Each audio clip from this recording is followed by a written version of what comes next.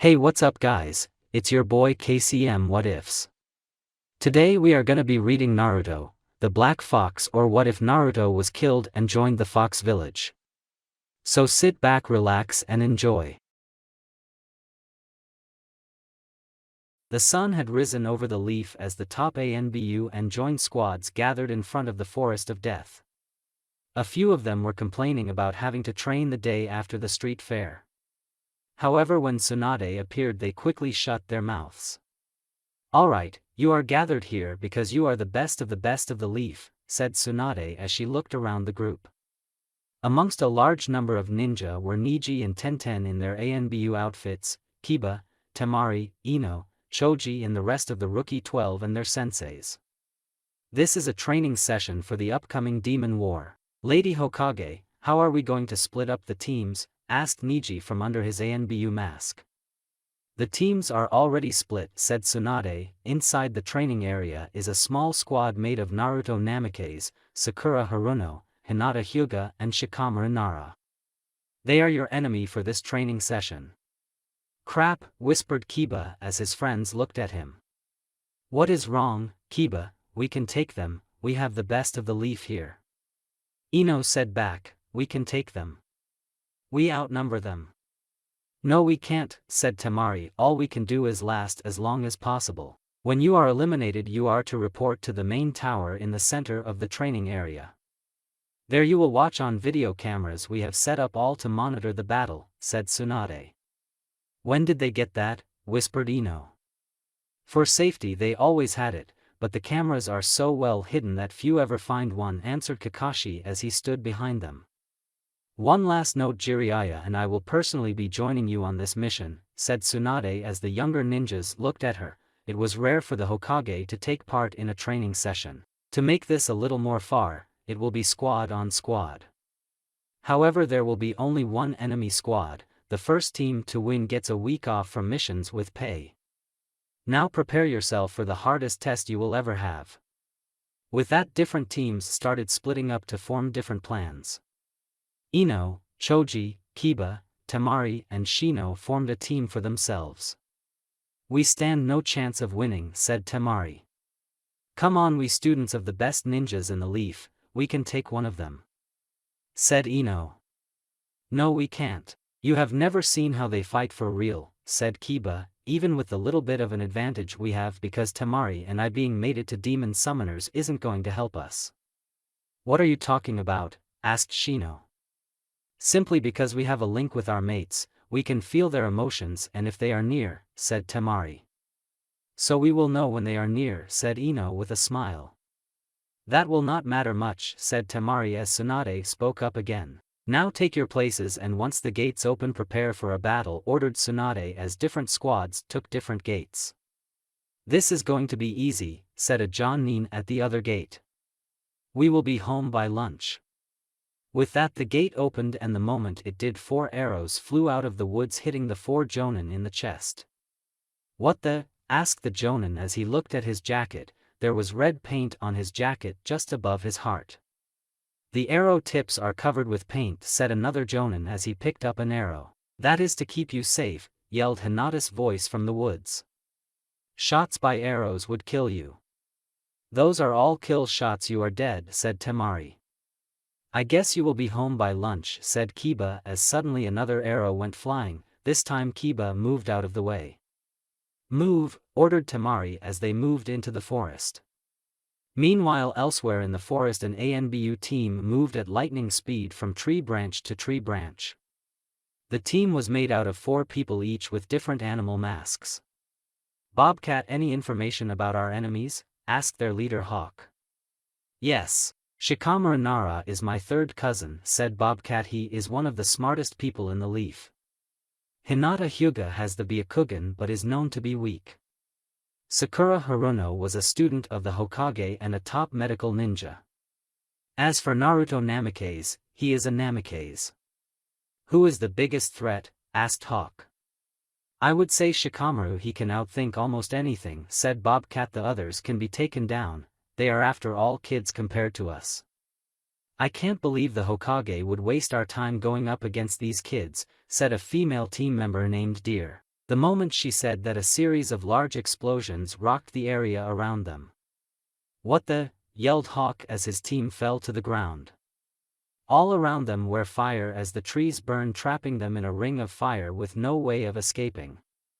"Is this one of Shikamaru's traps?" asked Deer as they went back to back in a rectangle to protect themselves from all sides. "How could we not have seen paper bombs?" asked Hawk as he looked at the flames, trying to find the enemy within the smoke. "You were cocky," said a voice in his ear as he turned around to see Naruto Namikaze standing in the middle of the group. The ANBU captain tried to turn around and to attack Naruto, only to get roundhouse kicked in the face so hard that it broke his mask into multiple pieces. The other ANBU went in for the attack, only to have Naruto disappear in a flash of yellow light.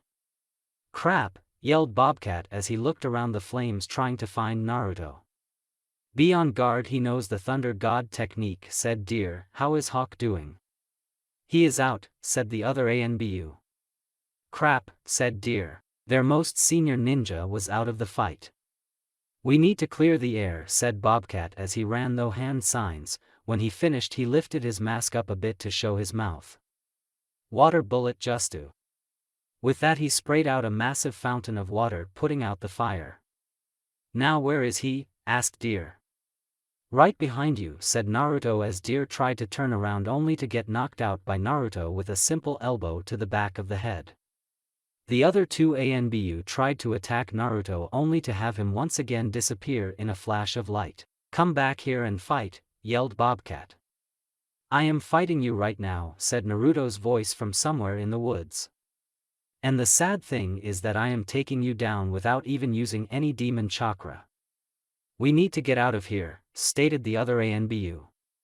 "No, we can't run away from this," stated Bobcat as suddenly Naruto appeared right in front of him with his fist in his gut. "You need to learn when you are outmatched," stated Naruto as ANBU fell to the ground. The final ANBU, the team's medical ninja, simply looked stunned. "So do you give up, or will I have to knock you out too?" asked Naruto as he pulled a kunai out. The ANBU lowered his head in shame. He knew he was outgunned by Naruto. "Very well, I surrender," said the ANBU. "Good, take your team to the tower and wait for this all to be over with," ordered Naruto as the ANBU formed some shadow clones. The clones picked up the other ANBU before taking off toward the main tower. "Another squad down," thought Naruto as he reached for a chakra radio. "This is Fox, another ANBU squad down," reported Naruto as he waited for a response. "Good," said a voice, but he couldn't tell who it was. One of the bad things about the common shortwave ninja radio was that at long ranges you couldn't tell who was talking. Because they needed to communicate over long ranges, Shikamaru had given them code names, however they weren't that good of code names. Naruto is Fox, Sakura is Vixen, Shikamaru is Wolf, and Hinata is Lioness. Any could figure it out, but it wasn't that needed. "This is Wolf, who is this?" asked Shikamaru over the radio.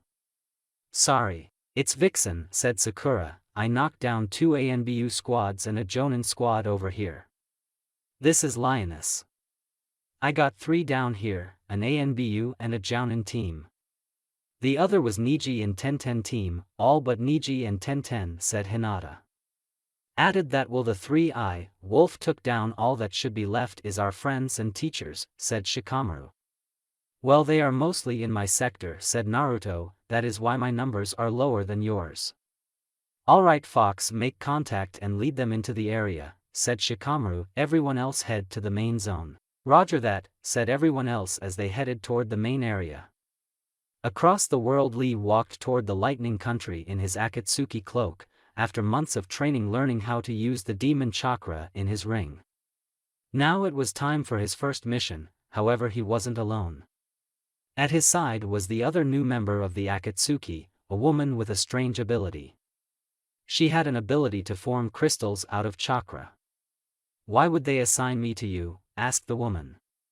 "Because Guren, we need to prove our youthful strength," said Lee as the older woman rolled her eyes. "Let's just get this over with," said Guren as they neared a seaside resort town. As they walked across the beach, they came across a large man lying in a hammock with a fruit drink in his hand. In front of him a team of 3 ninjas trained, 2 women and a man. The first woman had huge breasts with short blonde hair, the other woman had red hair with a sword on her back. A man with short spiky white hair and a large sword. "Karui, Omoy, you need to work your sword play," ordered the blonde woman. "But we are already good, Samui. We don't need more work with our swords," said the red-haired Karui. "Maybe her large breasts are getting in the way of her seeing our improvements," stated Omoy. Now, said the man as he lied in his hammock, "there is always room to improve." "You are right, Lord Killer Bee," said Omoy. "This is our target," said Guren as the 4 cloud ninjas looked at the 2 newcomers. "Akatsuki?" asked Samui. "Yes, now give us the 8-tailed and we will be on our way," said Guren. "Please, like you could ever take Lord Killer Bee, he is by far the best ninja in the world," said Omoy. "Let's put that to the test, shall we?" asked Guren as a crystal blade appeared on her arm. Meanwhile Tsunade and Jiraiya walked through the woods waiting for the battle to come. "Why are we not going after Naruto and the others?" asked Jiraiya. "Because they will find us, so we waste chakra going after them," answered Tsunade as suddenly Naruto appeared in front of them. "Having fun in the field, old lady?" asked Naruto as he crossed his arms. "You are coming after us first?" asked Jiraiya as he got into a stance. "Please, everyone who isn't our sensei or teammates is already taken care of," said Naruto as Tsunade's eyes widened. "Now the real fun can begin." "What are you talking about?" asked Jiraiya. "At this moment clones of me are talking to the other groups. We want you all to team up against us," said Naruto. "In fact, we will show you where we are." Across the world, Lee jumped out of the way of 2 sword attacks from the 2 cloud ninjas. "Go my students," yelled Killer Bee as he stood on the sidelines watching 2 of his students fight. "I am not able to take away my youthfulness," said Lee as he roundhouse kicked Karui so hard that it broke her jaw and sent her flying into a nearby rock, knocking her out. A moment later Omoy was knocked out with a Tsunade-like punch to the head. "This new chakra has really increased my power," thought Lee as chakra danced around his fist. "How could my students be defeated?" asked Killer Bee. "Because my teacher, the mighty green beast of the leaf, is better," said Lee. "Leaf?" asked Samui. "We are allies with the leaf. By accepting the demons they have betrayed the will of fire," said Lee. "So you're a traitor to the leaf?" asked Samui. "No, the leaf is a traitor to me," said Lee. "Can we move on?" said Guren as she walked forward. Suddenly Samui found herself trapped inside a crystal box. "What did you do?" asked Killer Bee. "I have the ability to make crystals and I trapped her inside a box," said Guren. "Consider yourself lucky that I didn't kill her and I gave her hair holes to breathe." "Alright, looks like I will have to take care of you myself," said Killer Bee as he pulled his sword. However, before he could move, Guren trapped all but his head inside a giant red crystal. "You can't stop me," said Killer Bee as he started channeling demon chakra only to find he couldn't mold chakra. "Don't even bother, Wee Pain taught me a new justu," said Guren. "My crystal drain you churka. In fact, the more chakra you pour into it, the stronger it becomes." "My brother will not stand for this," stated Killer Bee. "We don't care," said Guren. "Lee picked him up and let's get going." Across the world Tsunade and Jiraiya followed Naruto to a small clearing. Standing there waiting for them were the rest of the younger generation and their sensei. "Why are you gathering us, Naruto?" asked Asuma. "Simple, ahead of you is a large clearing. Standing there is Hinata, Shikamaru, Sakura-chan and the real me," said Naruto. "Come and get us." "You want us to attack you?" asked Ino. "You led us to you?" "Yes, we could easily hunt you down, but this way we can get some experiences of being attacked," said Naruto as he disappeared in a puff of smoke. The clone's memories went to Naruto as he sat on a small rock beside Sakura. "So how long do you think it will take them to attack?" asked Sakura. "Give them a couple of minutes," said Shikamaru. "Temari will formulate a plan." "And what is our plan?" asked Hinata. "None, we wait for them to attack us and react," said Shikamaru as he lay on his back looking up at the clouds. "Niji, what do you see?" asked Temari. "They are just sitting there waiting for us," reported Niji. Why would they do that? Asked Tenten. They want to test their powers in real combat, answered Jiraiya, where they can't plan and have to think on their feet. So do with go in? Asked Ino. Yes, but let's move in from all sides, said Temari. She quickly laid out her plan as the teams moved into position before moving toward the edge of the tree line. To their amazement, Naruto and the others just waited. Meanwhile, at the main tower, the ANBU and Jonin teams that had been eliminated watched. They are so going to lose. There is no way they can beat all those upper-class ninjas, stated an ANBU as the others nodded in agreement.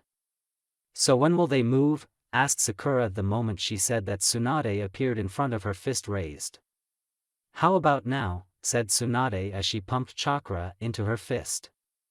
To her amazement, Sakura didn't move out of the way, instead she simply raised a chakra-covered finger. Sakura's hand moved at unheard of speed, getting in front of Tsunade's fist before impact. To everyone's amazement, Sakura's single finger stopped the attack.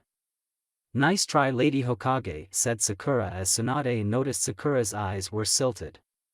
Demon chakra, whispered Tsunade under her breath as Sakura grinned before her other fist sent Tsunade flying backward. Lady Hokage, yelled Ino, stunned that Tsunade could be sent flying backward like that.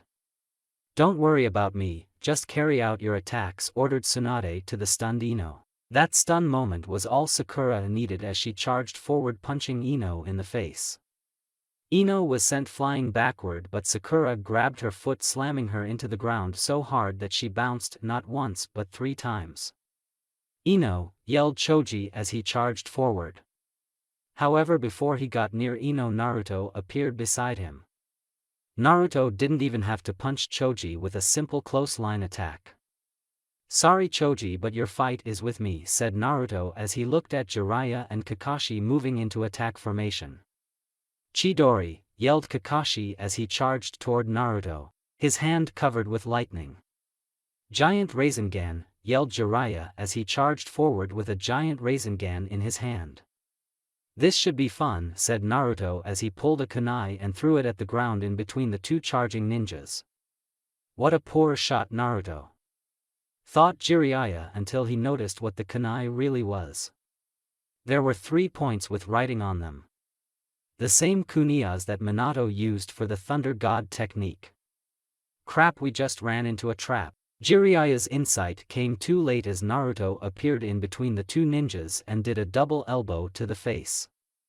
Both older ninjas fell to the ground as their attacks broke apart into nothingness. Within minutes, 5 ninjas, including the 2 remaining Sannin and their students, were down on the ground.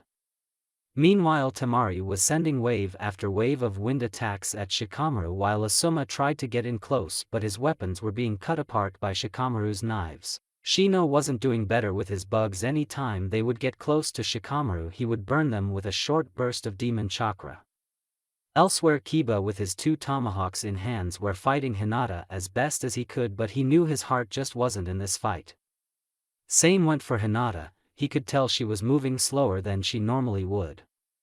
Luckily she couldn't slow down when Niji and Guy launched his attacks. However, it didn't last as suddenly Hinata sent out a wave of yellow chakra so strong it sent everyone flying backward. What the? Asked Guy as he noticed Hinata growing in size until she towered over all of them. Her long hair fell off as the same color fur appeared all over her body. Her fingernails became claws as a 7-foot-tall demon lioness took form. Sage mode, said Kiba as his fiancé got on all 4 like a predator. A second later she struck faster than even Guy could follow. Her claws ran across Guy's jounin vest, ripping it into bits. So we are going Sage mode, said Jiraiya as he stood up. Naruto noticed that his eyes were different. They were golden with rectangle irises and orange highlights. Naruto also noticed that Choji's eyes were now the same. So that is the Sage mode of the toads? Asked Naruto. Yeah, it took a lot of work but we finally did it, said Jiraiya as he noticed Naruto's legs and arms changing. Quickly his body began to change into a human fox. Now let's see which Sage mode is stronger, said Naruto. Naruto, Sakura pull back, ordered Shikamaru as Naruto noticed Shikamaru Hinata and Sakura were pulling back into a defensive line. Hinata was fully transformed into Sage mode. Sakura and Shikamaru followed suit as they transformed into their Sage form. With a flash of light, Naruto took his place inside the formation. By now Tsunade was back on her feet and was greeted by the sight of all 4 demon summoners in Sage mode. 2 human foxes, a werewolf and a werewolf were in a defensive line.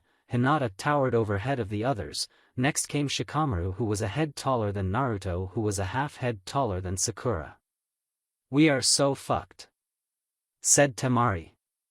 "Let's end this," said Naruto as a red Rasengan formed in his hand. These teammates also were running through hand signs. "Lightning-style thunderbolt justu," said Shikamaru as he held his hand out. At the tips of his fingers were covered with lightning. 5 bolts of lightning went flying out from Shikamaru's claws, hitting points near his friends. "Water style, water bullet justu," said Sakura as she finished her hand signs.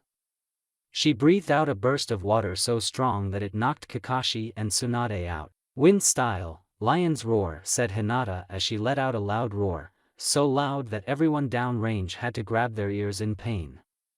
Most fell down from losing their balance. "My turn," said Naruto as he punched the ground with his Rasengan. To Jiraiya's amazement, Naruto was able to control the chakra after it hit the ground. He sent it out in a half-circle blast toward them. "My God," said Jonin and Anbu as they looked at the monitors for any sign of life through the smoke that filled the battlefield. "That should be good," said Naruto as he and the other demon summoners returned to normal. Lying on the ground in front of them where all their friends and senseis were knocked out. "Are they okay?" asked Hinata, worried that they went too hard. "They are fine," said Sakura as she checked their vitals. "But they will be very sour in the morning." It had been a few months since the training battle, and so much had changed. Only a few days after the battle, they got word that not only had Killer Bee been taken by the Akatsuki, but it was Lee. The Cloud Village had started a search for the Akatsuki, but there was no luck. Guy had even gone out with them trying to find his wayward student. However, the return of the Akatsuki had to be pushed onto the back burner. They were now a little over a year before the war, but at the moment something else was on Naruto's mind as he stood in the basement of the Namikaze main house looking at the clock with 3 beers in his hand. 3.5 days, 84 hours, 40 minutes, until it happens, thought Naruto as he looked at the clock. "Naruto," said Kakashi as Naruto snapped out of it. He looked around to all his male friends and his sensei sitting around a large table looking at him. "Sorry," said Naruto as he handed out the beers before taking his seat at the table. "Calm down, Naruto," said Shikamaru as he opened his beer. "Talk to me when it is your turn," said Naruto as he drank his beer. "That is what you get for planning yours first," said Kiba. "Ah, how the younger generation is growing up," said Jiraiya. "We all can't be single our entire lives," said Choji. "Still, what is a bachelor party without?" started Jiraiya. "If you say strippers, I will personally beat the crap out of you," said Naruto as Jiraiya lowered his head. "Face it, Jiraiya, we single guys are in the minority," said Kakashi. "Most of them are married or will be married within the year." "Can we get back to the game?" asked Neji as Naruto picked his cards back up. "I'll call," said Naruto as he tossed some chips into the pile. "I still do not understand this game," said Saito as he looked at his cards. "What is it called again?" "Poker," said Asuma as he went to light a cigarette only to get glared at by Naruto. "Not in the house," stated Naruto. "If you want to smoke, take it outside." "But I have a good hand," said Asuma. "Not as good as mine," said Neji. "How would you know unless you used your Byakugan?" asked Asuma. "I know there is no way you can beat a royal flush," said Neji as he looked at his cards. "Bull crap, you have maybe a pair, nothing more," said Kiba. "Why don't you guys shut up and play?" asked Naruto with a grin. He had the most chips. "Just because it's your party doesn't mean we will let you win," said Jiraiya. Across town at one of the local bars, the woman celebrated with loud dance music and a lot of margaritas. Sakura and her friends were on the dance floor as Tsunade, Liz Yamanako and Rin Haruno sat in a booth with their own drinks. They were there to make sure none of them got too drunk and did something stupid. Demon healing ability may remove alcohol from the body faster than normal, but it still has an effect. It is nice to see them enjoying themselves, said Tsunade as she downed another bottle of shake. Our little girls are growing up, said Liz as she looked at her daughter Ino dancing with what had become a second daughter to her, Sakura. Ino's wedding is only 3 weeks away. It is just a sign of your age, said Tsunade as the other woman looked at her. I am the oldest person here and life goes in stages. Your kids are entering a new phase of their lives just like you are too. Yeah, they are going to have fun being Mrs. Sakura Namikaze, said Rin. And Mrs. Ino Akimichi, added Liz. Talk to me when you two become grandparents, said Tsunade as Rin's and Liz's eyes widened at the idea of becoming grandparents. Across town Naruto had won yet another hand of poker. So Naruto, I am guessing you didn't invite Hyuga to the wedding, asked Kiba. Why would I, asked Naruto, it is supposed to be the happiest day of my life, why would I want him there? It is tradition when a council member gets married to invite the other members of the council, said Kakashi. When it comes to the council, when have I ever cared about tradition, asked Naruto. Never, laughed Shikamaru as the others joined in. Thinking of Hyuga where he is, I haven't seen him in the village for a while. He, Hanabi and some upper-level clan elders went on a personal clan mission, said Niji. Don't they normally send lower house members, asked Kakashi. Yeah, but they are playing this one close to the vest, said Niji. Less talking, more betting, ordered Jiraiya as he downed another beer. Across the world, Hyuga and several members of the Hyuga Council reached the outer gate of the Iwagakure. Father, are you sure you want to transfer the clan to this village? Asked Hanabi as the now older Jonin looked out over a long-time enemy village. Yes, now do what you are told, ordered Hyuga as a team of Iwagakure Nbu appeared. Sir, we are to take you through the hidden entrees to the Tsuchikage, said the ANBU. Lead the way, said Hyuga. The days passed faster than either Naruto or Sakura thought possible, and soon it was the night before the wedding. As for tradition, Sakura decided to move back into her mom's house the night before the wedding. This was because traditionally the bride wasn't supposed to see the groom on the wedding day until the wedding ceremony. After a quick supper with her mom, Sakura went to bed to get as much rest as she could. She knew tomorrow will be a very busy day. Later that night Rin Haruno woke up from a deep sleep. She didn't understand why she decided to get out of bed instead of going back to sleep. However, she soon found herself outside her daughter's bedroom door. She slowly opened the door just like all the times she had checked on her when she was a kid. She stood in the doorway just looking around the room. She could remember her and her husband painting the pink when her water broke. She remembered watching Sakura and Ino playing with dolls when they were both little girls. Dolls were replaced by medical textbooks and ninja tools. However, the room was now mostly empty. A bed with a nightstand was all that was really left. Well, apart from the wedding dress that was hanging in the closet waiting for tomorrow. My little girl is all grown up, thought Rin as she began to wonder how Sakura could have fallen asleep so fast. Sakura had a problem when it came to big days. The night before she wouldn't fall asleep till late at night. She remembered the night before Sakura began training with Tsunade, she was up all night worrying about what was going to happen tomorrow. However, now she was sound asleep. Slowly Rin walked up to her sleeping daughter. Instantly she understood how Sakura could be sound asleep.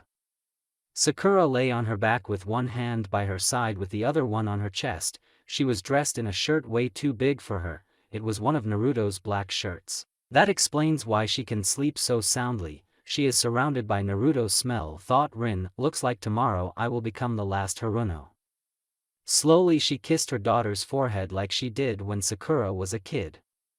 I love you, Sakura, said Rin as she slowly left the room and headed back to her own bed. On the way she stopped to look at the photo of her around Sakura's age. Beside her stood her husband Kane, his best friend Minato Namikaze and Kushina. "I wish you three would be there tomorrow to see our children get married," said Rin as she looked at the photo of her dead friends and husband. For years after the Kyubi attack she couldn't bring herself to look at photos of the four of them together. "However, you will be there in spirit." The sun slowly came up over the Leaf Village, on a warm clear blue summer day. There were just a few white clouds in the sky. It was the perfect day for a wedding. Before the wedding could happen, everything had to get ready. The girls had to get their hair ready and the guys were busy getting their things ready. "I hate putting this thing on," said Naruto as he put on a black suit and tie. "Stop complaining," said Kyubi as he sat in his human form by the door. He had decided that having demon foxes walking around the leaf may cause an uproar. So to avoid that, he had ordered all demon foxes who had designed to come to the wedding had to be in human form. "It is to keep your mate happy." "Yeah," said Naruto as he sat down. He along with several of the men had set up in one of the side houses near the Namikaze garden across the garden where Sakura and the woman were getting ready. 10 minutes, until it begins," said Shikamaru as he popped his head into the room. "All right," said Naruto as he stood back up. He walked out of the dressing room and into the main room.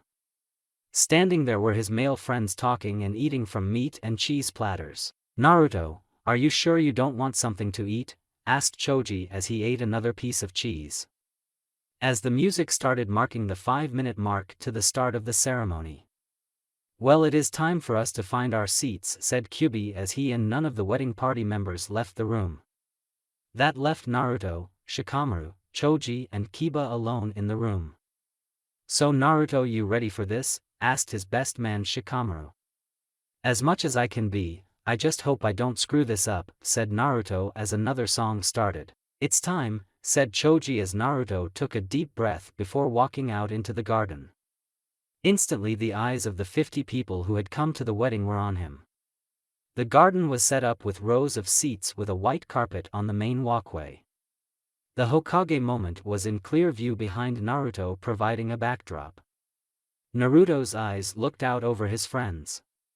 He could see Iruka sitting beside Niji and Tenten. Gaara and some other sand higher-ups sat near the front. If it wasn't for the fact that Gaara didn't know if he would make it or not, prevented him from becoming one of the men of honor. Beside Naruto stood Shikamaru, followed by Kiba and Choji, all in a line waiting. On the other side of him was one of the Fire Temple priests dressed in his white and black robes. Tsunade and Jiraiya sat side by side, both dressed in their best clothes.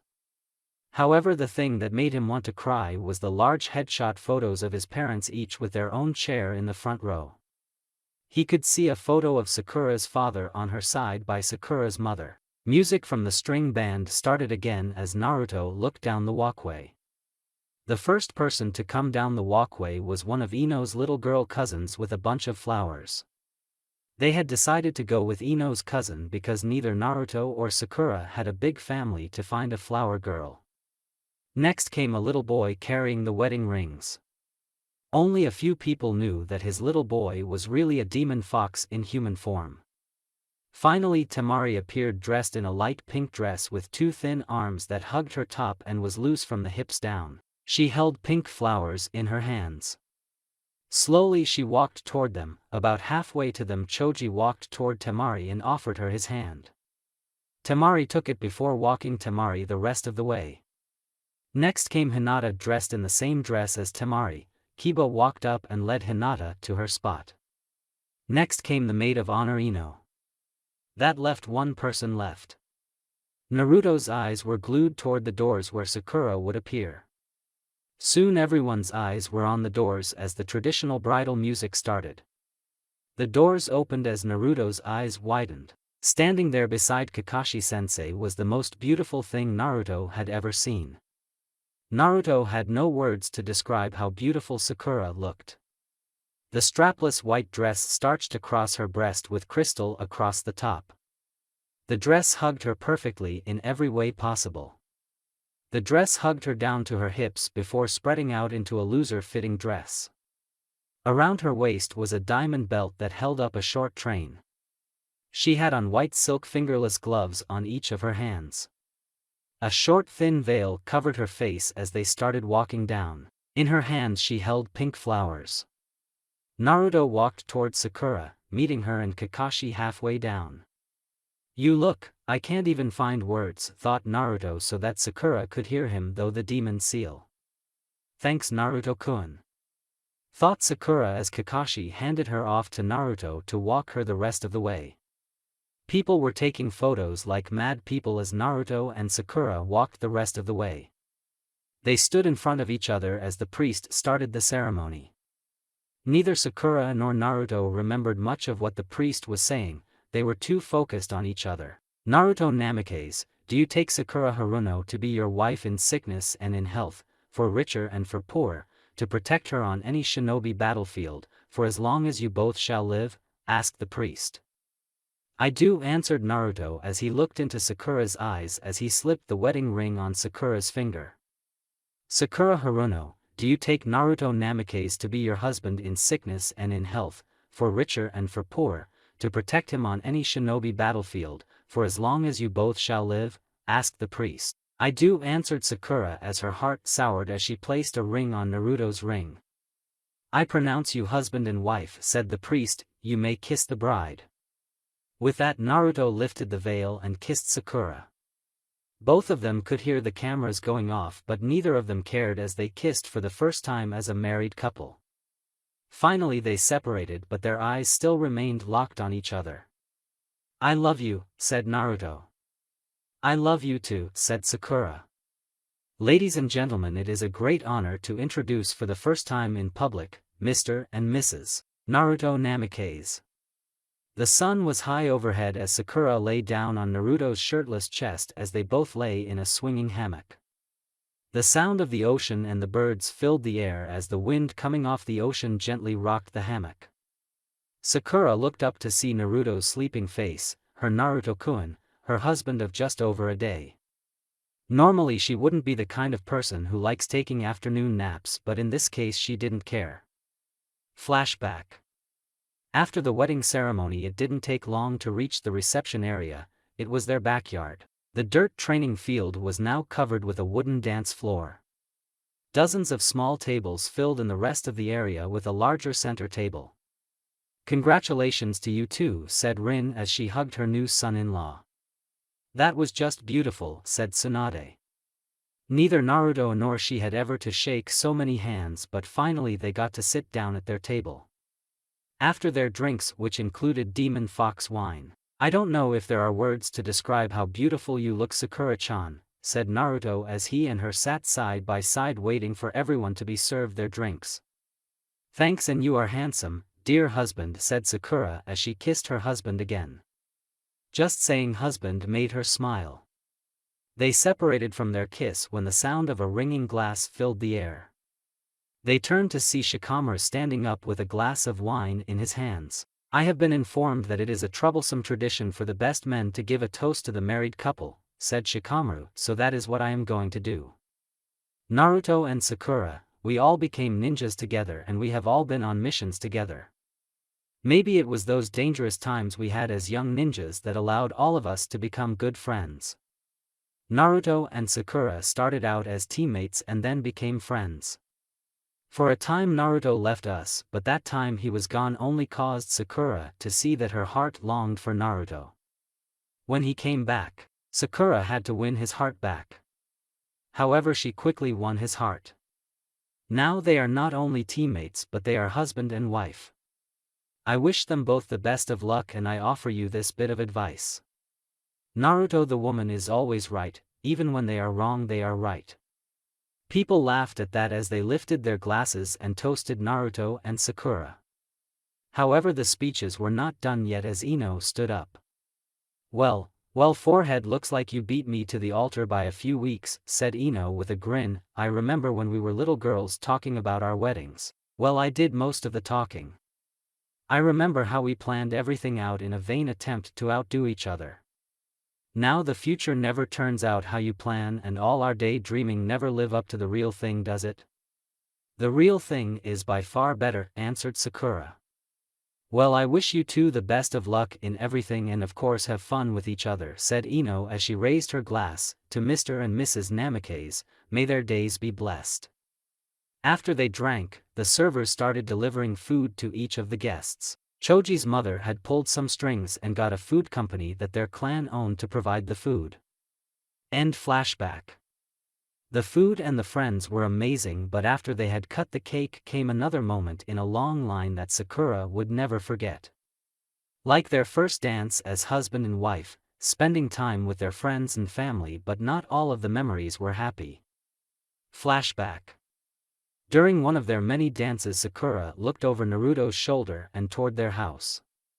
That is when he saw her. There in the window was Naruto's dead mother, Kushina Namikaze. The song ended soon after that. Sakura, can we take a little break? Asked Naruto.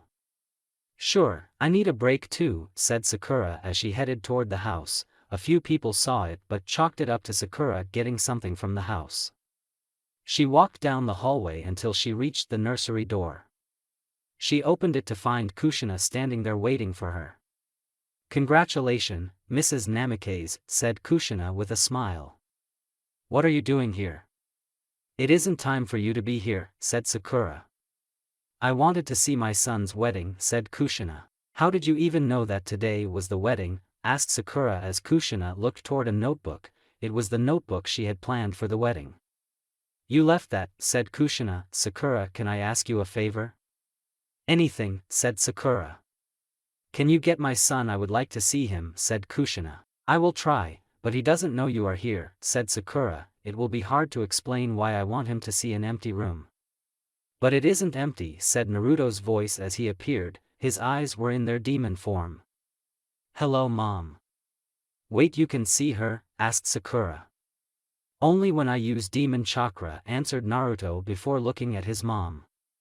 It's good to see you two together as husband and wife, even if it will be the last thing I see, said Kushina as Naruto and Sakura looked at her. What are you talking about?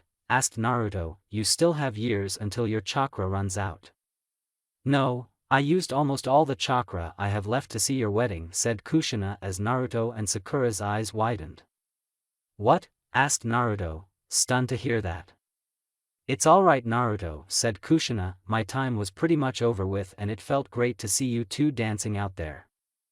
I only wish Minato could have seen it. I know you two will have a great life together and in time you will have to clean out this room to make room for new additions. Mom, said Naruto as he looked down. Don't be sad, Naruto, this is your wedding day. The start of a great journey, said Kushina, and I will tell your father and Sakura's father that their kids are happy together. Naruto, Sakura, where are you? Yelled Ino from somewhere else. It is time to open the gifts. You better get going before you are missed, said Kushina as she hugged her son and daughter-in-law. Sakura, keep good care of Naruto, said Kushina. I will, answered Sakura with tears in her eyes as Kushina started to disappear. I love you, Naruto, said Kushina. I love you too, said Naruto as Kushina faded away into nothingness. End flashback. That sad moment was just one sad moment in a long line of happy moments. However, in time the party had to end and Naruto and Sakura had to leave on their honeymoon on the Namikaze private island. So after saying goodbye, Naruto picked Sakura up in his arms and using a modified Thunder God technique disappeared in a flash of light. Thanks to a seal Naruto had placed right outside the front door of the vacation house, Naruto and Sakura appeared right in front of the door. Flashback. Naruto picked Sakura up bridal style before carrying her over the door frame. I love you, Naruto-kun, said Sakura as she kissed Naruto as he carried her up the stairs toward the bedroom. The moment they walked through the door of their bedroom, Naruto placed Sakura down. For a moment they just looked at each other, staring into each other's eyes. Sakura's arms wrapped around Naruto's neck as his hands wrapped around her hips. Welcome home, Mrs. Namikaze, said Naruto with a grin as Sakura smiled as she pulled Naruto down into a deep kiss. As they kissed, Sakura pulled her gloves off at the same time both of them took off their shoes. Naruto's hands found their way around to the strings on the back of Sakura's dress, the strings that held it tight to her body. While Naruto's hands were working to undo Sakura's dress, Sakura's now glove-free hands had removed Naruto's jacket and tie. After those had found their way onto the floor, Sakura began work on his white undershirt. By the time Sakura finished getting off Naruto's shirt, Naruto had finished pulling off the strings and had started pulling down Sakura's dress. As the two of them started to come down from the high they were on, the natural need to be close to each other took over. Both of them were lying on their sides facing each other. Sakura's head was located on the soft spot of Naruto's neck as her hands were on his heart. Naruto's face was in Sakura's hair as his arms were wrapped around her hip and her head. He would never let her go. "Naruto-kun, I love you more than anything," said Sakura. "I love you, Sakura-chan," said Naruto as he wrapped his arms around Sakura as they let sleep take them. End flashback. That led the next morning to them lying in their swimsuits on a beachside hammock. It felt so nice to know for a week they didn't have to worry about the demon war or anything else, they were just a normal newly married couple. "So Mrs. Namikaze, how are you doing?" asked Naruto as Sakura looked up at him and smiled. "Great, Mr. Namikaze," said Sakura as she sat up a bit and kissed him again. She let out a low moan as she felt Naruto's hands move up and down her side. They found their way to the strings holding Sakura's red bikini top on. "Sakura-chan, you know what is great about having your own island?" asked Naruto. "What?" asked Sakura as she decided to play along with her husband. "Don't have to worry about being decent," said Naruto with a grin as in one quick movement Sakura's bikini top found its way onto the sandy beach, followed shortly by Naruto's swim trunks and Sakura bottom bikini. A cold wind blew across the Leaf Village as summer gave way to fall. That cold wind blew in more than the chills but an extremely strong thunderstorm that rocked the leaf to the core. Building foundations shook whenever lightning struck in the general area of any house. "It has been raining for 2 days straight now." "Wow, it is pouring out there," said Ino as she closed her umbrella as she walked into the Namikaze household. "So glad you could join us," said Temari as she, Hinata and Sakura sat around the dining room table each with a cup of tea in their hands.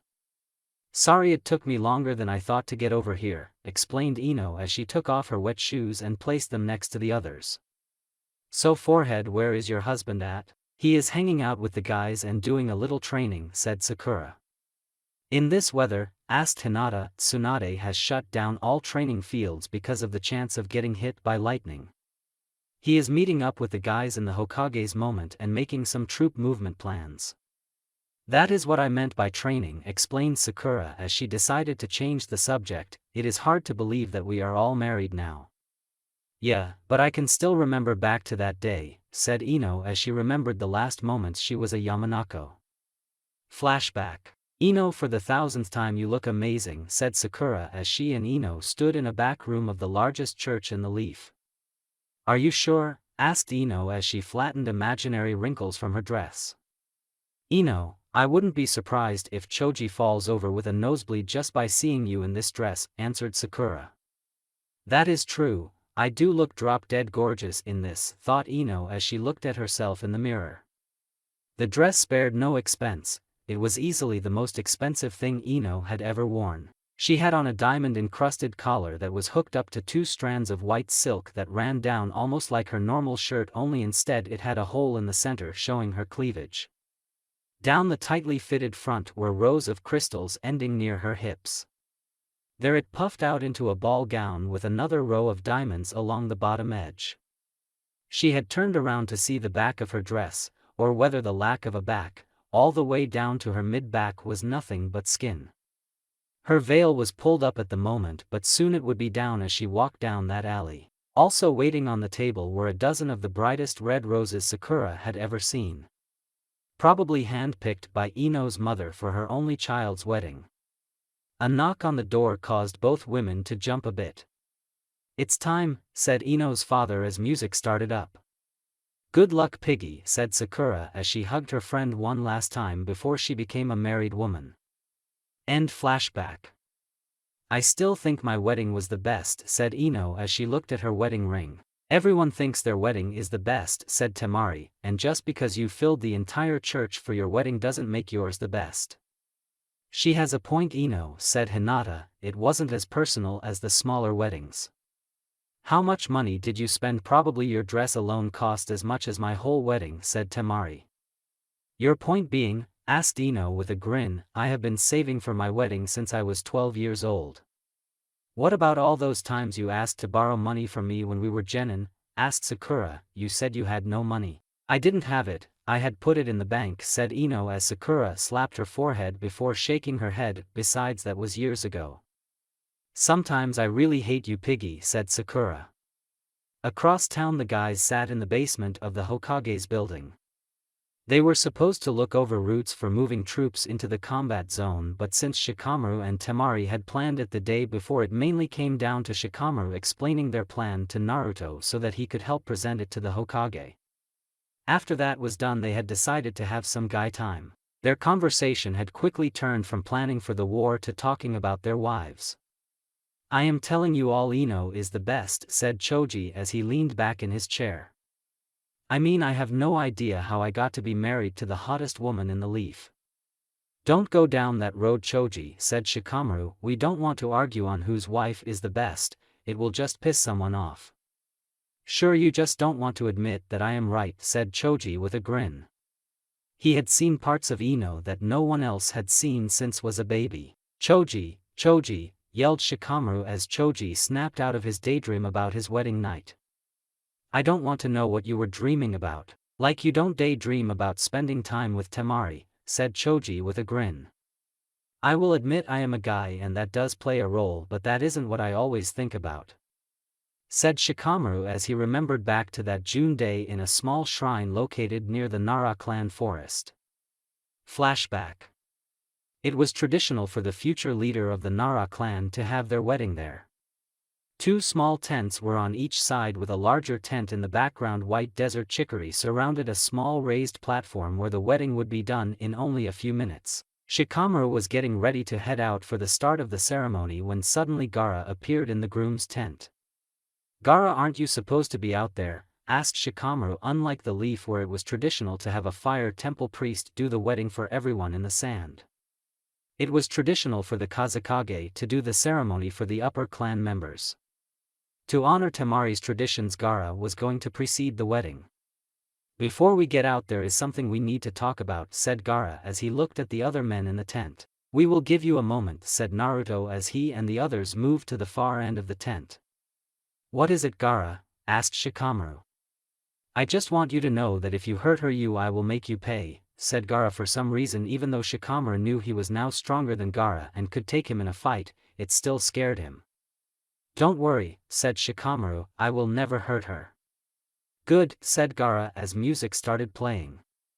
Now we can begin. Quickly they walked out of the tent to face the crowd. Unlike Choji's and Ino's wedding, which had over 200 people, this wedding only had 50 people, and a quarter of those people were from the sand. After the normal 4 brides and grooms man, the music he was waiting for started. He looked down the walkway to see Temari coming toward him. Leading her down the walkway was her brother Kankura. However, his eyes were locked on Temari. Temari's dress didn't have the diamonds and crystals of Ino's, but that wasn't her personality. She had on a simple white backless dress with a deep V cut. It was skin tight down to her hip. From there on it loosened up into a slim dress. Unlike Ino's or Sakura's dress, Temari's had a long leg cut to show off her legs and the white high heels she had on. At the base of the cut was another one of the white desert flowers. She had on fingerless long gloves on her hands, but another change was her hair wasn't in her normal 4 ponytails but instead down. Almost no one but Shikamaru had seen her with her hair down. She looked beautiful no matter what. Now she looked breathtaking. Shikamaru walked out and took Temari's arm from her brother. Calm down, little boy, are you faint? Said Temari with a smile as her eyes watered a bit. You look amazing, said Shikamaru as they walked the rest of the way. End flashback.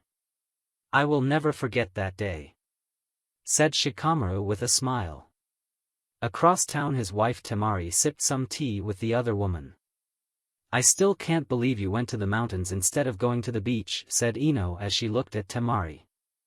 Let's see, I see sand all the time but snow not that much, answered Temari as she thought back. Ino, it doesn't matter if Temari went to the mountains instead of the beach for her honeymoon, said Hinata.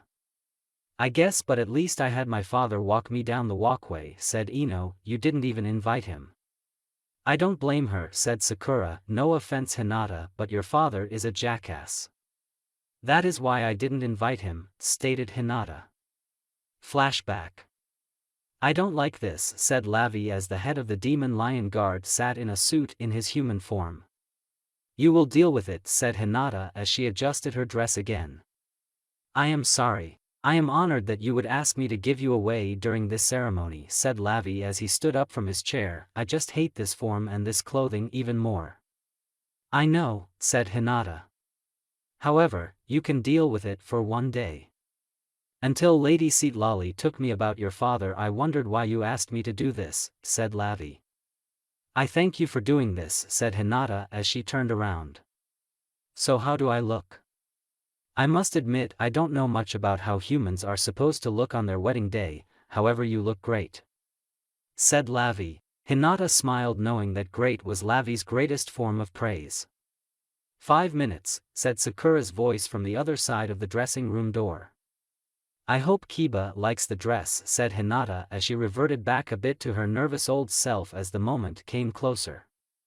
She was dressed in a strapless form-fitting dress that hugged all sides all the way down. Only the edge of the long arm sleeves were loose. In all it looked like a simple dress, however there was one thing that made it stand out. Around her neck, made with a rare white diamond, was a necklace given to her by Seatlali as a wedding gift. It's funny, my dad is always worried about money, but this necklace is worth more than the entire Hyuga clan income for 5 years. Thought Hinata. He would try and take this from me. Well, it is time to leave that son of a bitch behind. Another knock of the door meant it was time to start. End flashback. Most people didn't know that the man walking Hinata down the walkway was really a demon lion. However, everyone knew that Kiba and Hinata were spending their honeymoon in the demon world. The rain was still pouring down, which meant the guys were still talking in the basement of the Hokage's monument. So Kiba, where exactly did you go on your honeymoon? Asked Naruto. It was the Royal Summer Palace, with this amazing hot spring, said Kiba with a grin. All I have to say was that the hot springs were not the only thing that was amazing, said Kiba with a grin. So needless to say that we all enjoyed our weddings and our honeymoons, said Naruto as the guys nodded their heads. Shikamaru raised his glass of water.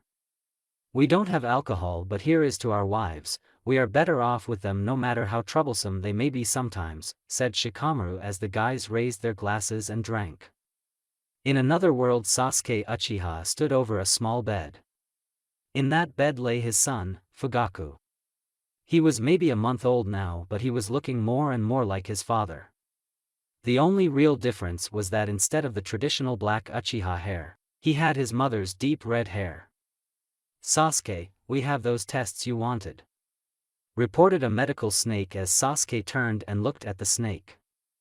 Medical texts have confirmed the young one has demon chakra within him, said the snake. Perfect, said Sasuke as he gave a rare smile.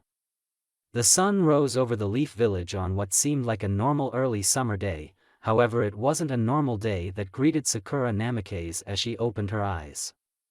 Slowly she sat up from her bed, but not before turning off Naruto's alarm. He had been up most of the night with Shikamaru and Temari planning the move that was going to start tomorrow.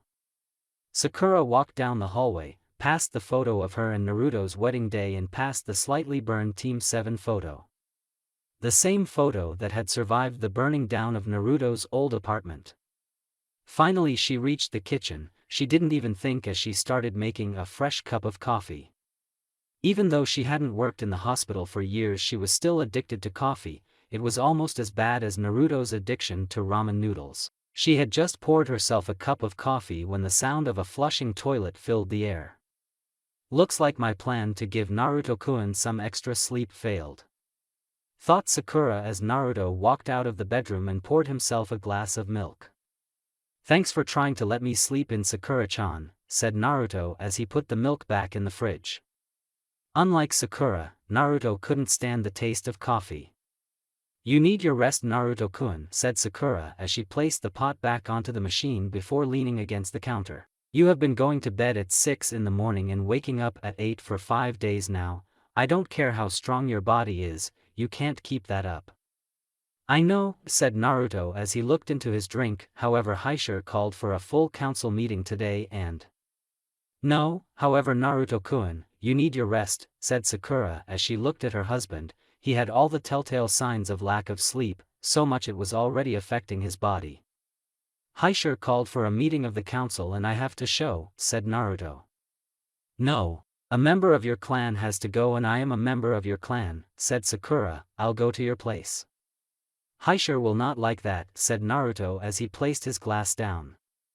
When have you cared about what that son of a bitch liked? Asked Sakura as Naruto smiled before kissing his wife of just over a year on her lips. Alright, then I will go back to bed, said Naruto with a yawn. Good luck. Thanks, I will need it, said Sakura as Naruto went back to bed. 2 hours later, Sakura walked into the council room. Instantly the members of the council looked at her as she took the Namikaze clan seat. Excuse me, but where is your husband? Asked Hyuga as he glared at Sakura. He is busy, so I am here in his place, said Sakura as she looked at Hyuga. It is within her rights, Hyuga, said Tsunade as she entered the room as the other council members took their seats. Will you also tell me why you sent a shadow clone instead of your normal self? Added Sakura. What? Asked Kiba as he and his mother looked at Hyuga. In order to help train the next generation in how the council was run, Kiba, Shikamaru and Choji had taken their clan seats with their parents in the background, providing emotional support and giving the final word. I am surprised you could tell, said Hyuga with a grin as the other council members looked at him. What is the meaning of this, Hyuga?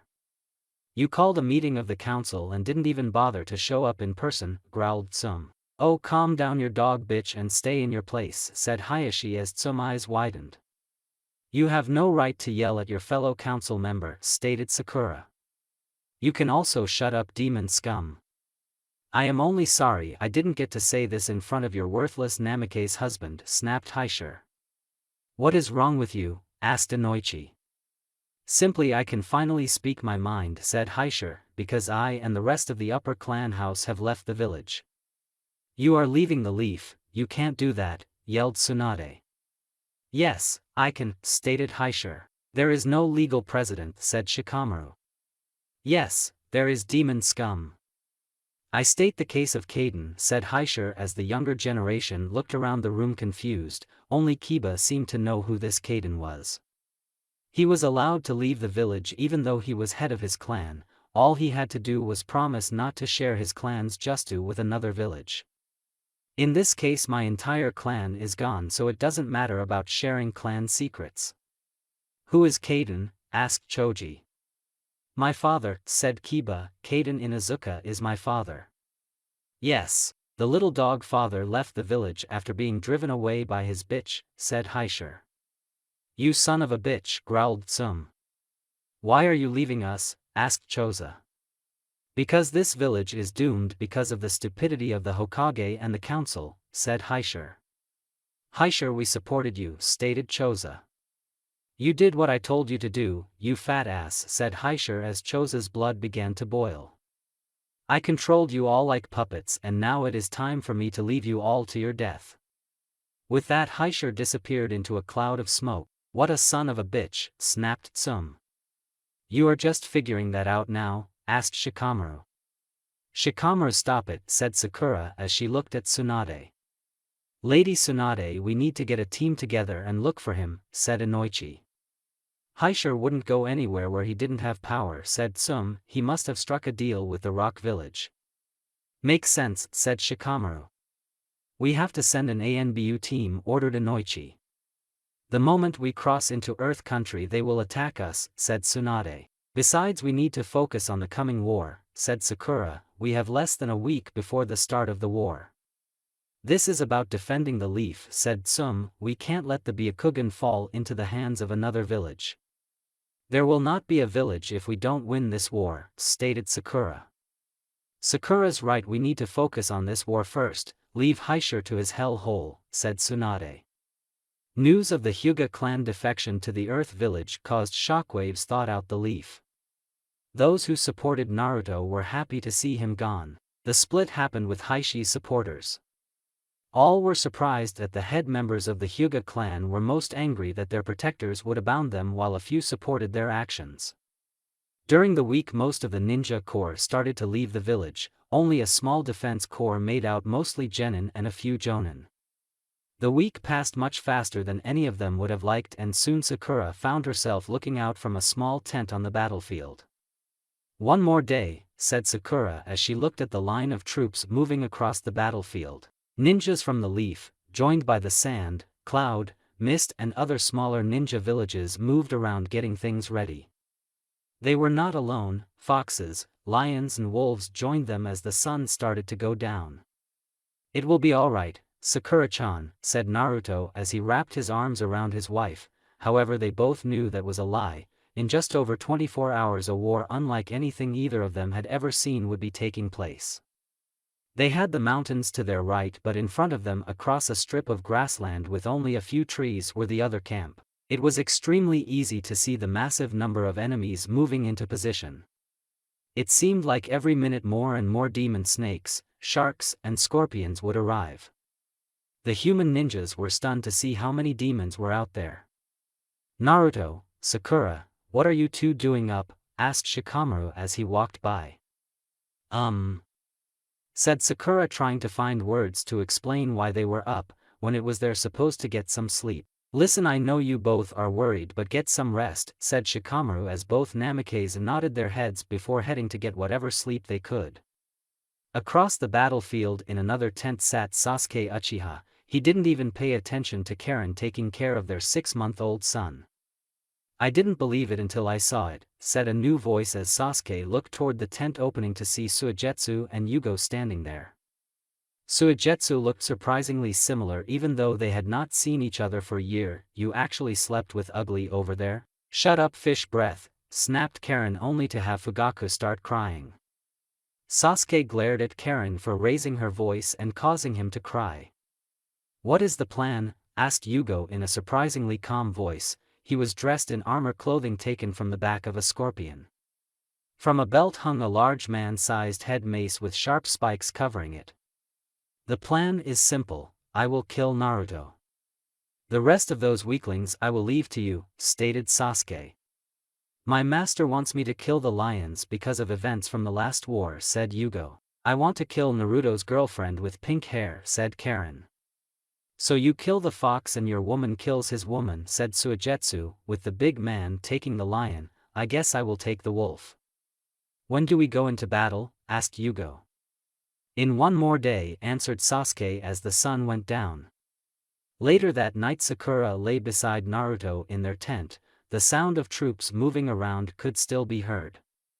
Even in Naruto's arms she couldn't find peace like she normally did. Slowly she unwrapped herself from Naruto's arms and walked out toward the campfire, which was still burning. She sat down from the fire and looked into the flames. Suddenly she felt a blanket being placed over her shoulders. She looked up to see Naruto. What are you thinking about? Asked Naruto as he sat down next to his wife. I am just so worried about losing all of our friends and loved ones, said Sakura as Naruto looked into the fire. So am I, Sakura-chan. Said Naruto, I just feel so powerless right now. You are far from powerless, Naruto-kun, said Sakura. In this case I am. I can't stop this war from happening and I can't control who lives and who dies, said Naruto as he tossed a log into the fire. All I can do is do the best I can to win and to keep you and everyone else alive. Naruto-kun, no matter what happens you are the strongest and pure-hearted man I have ever had, said Sakura as she kissed her husband. The next day the sun came up over the battlefield as people and demons began their final preparations for the war that would start at sunrise the next day. Alright, I want you to move that table over there, ordered Ino as some ninjas moved a portable operating table to the right. Hello Ino, said Sakura as she walked up to her friend. Hello, Sakura came to make sure everything is in order, asked Ino as Sakura looked around the mobile field hospital that was being set up behind the lines. Unlike the demons who could transport their wounded back to the demon world in an instant, the humans placed a hospital as close to the battlefield as possible to save lives. I am not the one who is in charge of the hospital, said Sakura as Ino ran her hands through her hair. I kind of wish it was you because then it wouldn't have to deal with all this, said Ino. I will be on the battlefield, Ino, said Sakura. I am not sure what will be worst, being on the battlefield or treating the wounded, said Ino as Sakura looked at the ground. Ino may have become Tsunade's right-hand medical ninja, passing even Shizune, but she had no idea about the real casualties estimates. In fact, the only people who knew it were the Kages, the demon summoners, and Temari. No one else knew that anyone bitten by a demon snake whose chakra strength was over 4 taels had only a 0.03% of living, though it. Same with the demon scorpions, most would die on the battlefield before having a chance to get back to the hospital. Where is your husband? Asked Ino. He is where I am supposed to be, said Sakura. Across the camp the Kages along with the demon lords meet under a huge tent. Do you really think that will work? Asked Hinata as she looked at Temari. It may be the best thing we can do, said Temari. The enemy will not expect us to use multiple summons in different ways. I will have to go with the young she-wolf. This plan would get the enemy unaware, said Kyubi. We will need to pick a second in overall command, said Seatlali. The 3 of us will be on the battlefield fighting our counterparts on the other side. My son is still too young to have that sort of command. He is command of a elite squad, said Kyubi. I think we will have to go with your royal guard commander Lavi, said Hachi Hai. What will we do? Asked A as he and elite cloud ninjas stood beside him. Alright, I will lay out that part of the plan, said Temari as suddenly Lavi appeared. My lords, I have the demands, said Lavi. What are you talking about? Asked Tsunade. Part of the pre-war is for the attackers to deliver a list of demands. If we meet it, then the war will come to a close, explained the Kyubi. What are their demands? Asked Hachi Hai. All demon lions, wolves and foxes are to die. No exceptions, stated Lavi. That is their demand. Seems that peace talks have broken down, said Kyubi, so the war will start tomorrow at sunrise. Naruto, what are your plans? Asked Shikamaru. Simple, find Sasuke and kill him, stated Naruto, before he kills me. The sun was coming up over the battlefield. Sasuke Uchiha stood in his full body armor with his sword at his side. Before him a thick cloud of mist covered the opposing camp. Before him 3 columns started moving out, the sharks on the right, the snakes on the left and the scorpions in the center. Their plan was simple: march forward and kill everyone and everything in their way. Unlike the demons they were fighting, the snakes, sharks and scorpions tended to go in human or sage form. They wanted to kill with their fangs, teeth and claws, not a sword or bow. Why would they cover the battlefield in a fog? Asked Karen as she stood beside her husband with her crossbow at the ready. Their son was back at the camp under the care of snake nurses. They don't want to see what is coming, laughed Suigetsu. No, they don't want us to see what they are planning, said Sasuke as he scanned the battlefield. Let's get going. Across the battlefield Naruto stood in the mist, sword out, waiting.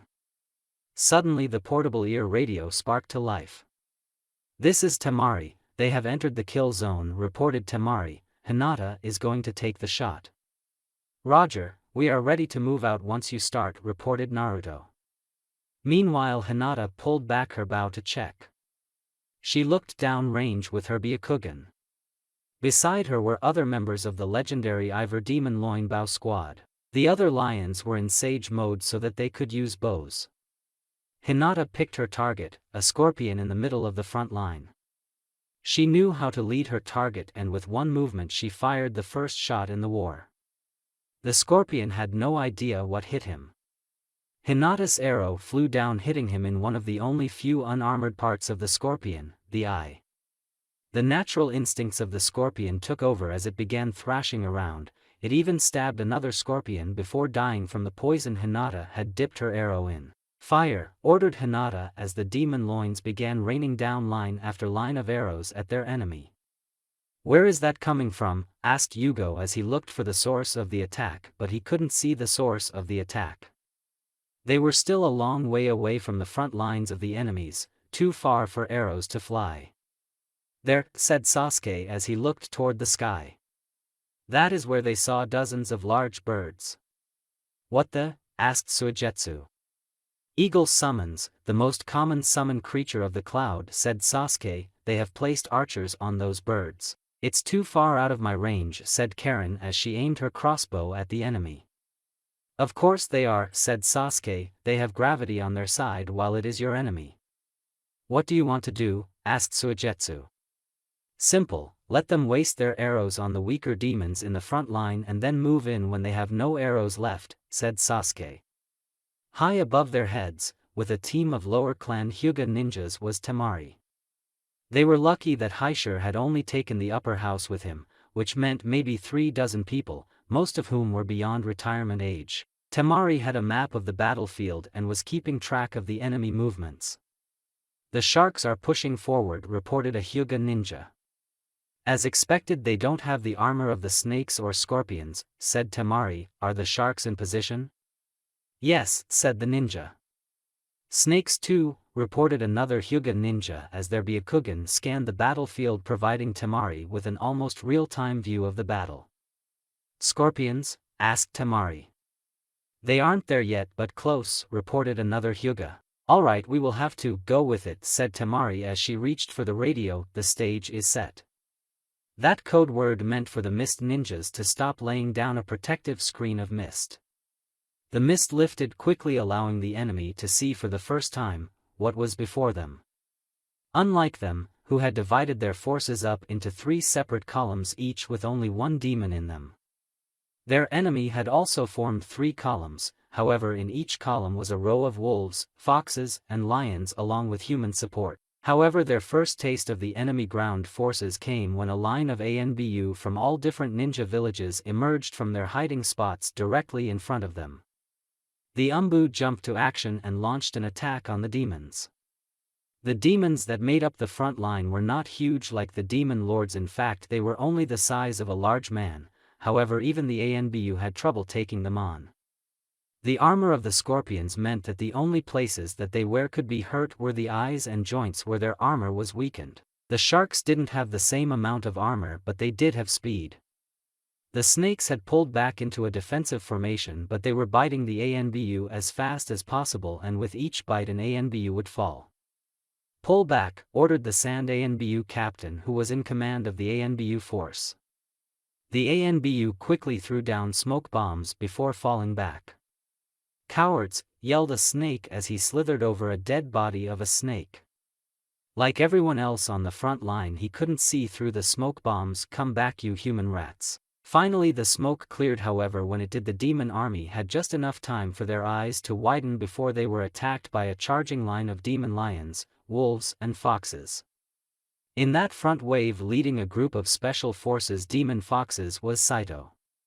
He picked his first target, a golden snake that had no idea what was coming. Saito lunged forward, his teeth ready. Saito found his mark, around the snake's shoulder area. It was one of the few safe spots where the snake couldn't bite him. The snake hissed in pain as Sato's fangs sunk into his body as his front and back claws started to cut into the snake's body. Back at the command center, the Lord of the Demon Snakes looked over the battlefield. Seems that the humans are pulling some tricks, said Kamari, using different lower-level summons to help them out.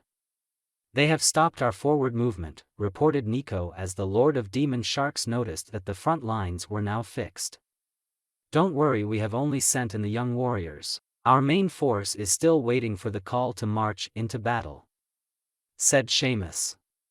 What shall we do about those pesky birds? Asked Kamari. Nico, can you take care of them? Asked Seamus. Birds can't swim that well, said Nico with a grin as he went off to give the orders to his demons. Alright, so far so good, said Temari as she looked at her battle map. So far everything was going as planned. The archers were picking off the enemy from above while the front line was being held. Temari, we have incoming, reported a Hyuga ninja. What? Asked Temari as she looked over the edge of the large eagle. She had to strain her eyes to see what was going on. She could hardly make out a line of large sharks on the ground below them. Suddenly a massive blast of water flew past them. Shit! Yelled a Hyuga as another blast of water flew up. They are trying to shoot us down, yelled Temari as the sharks kept firing blasts of water up at them.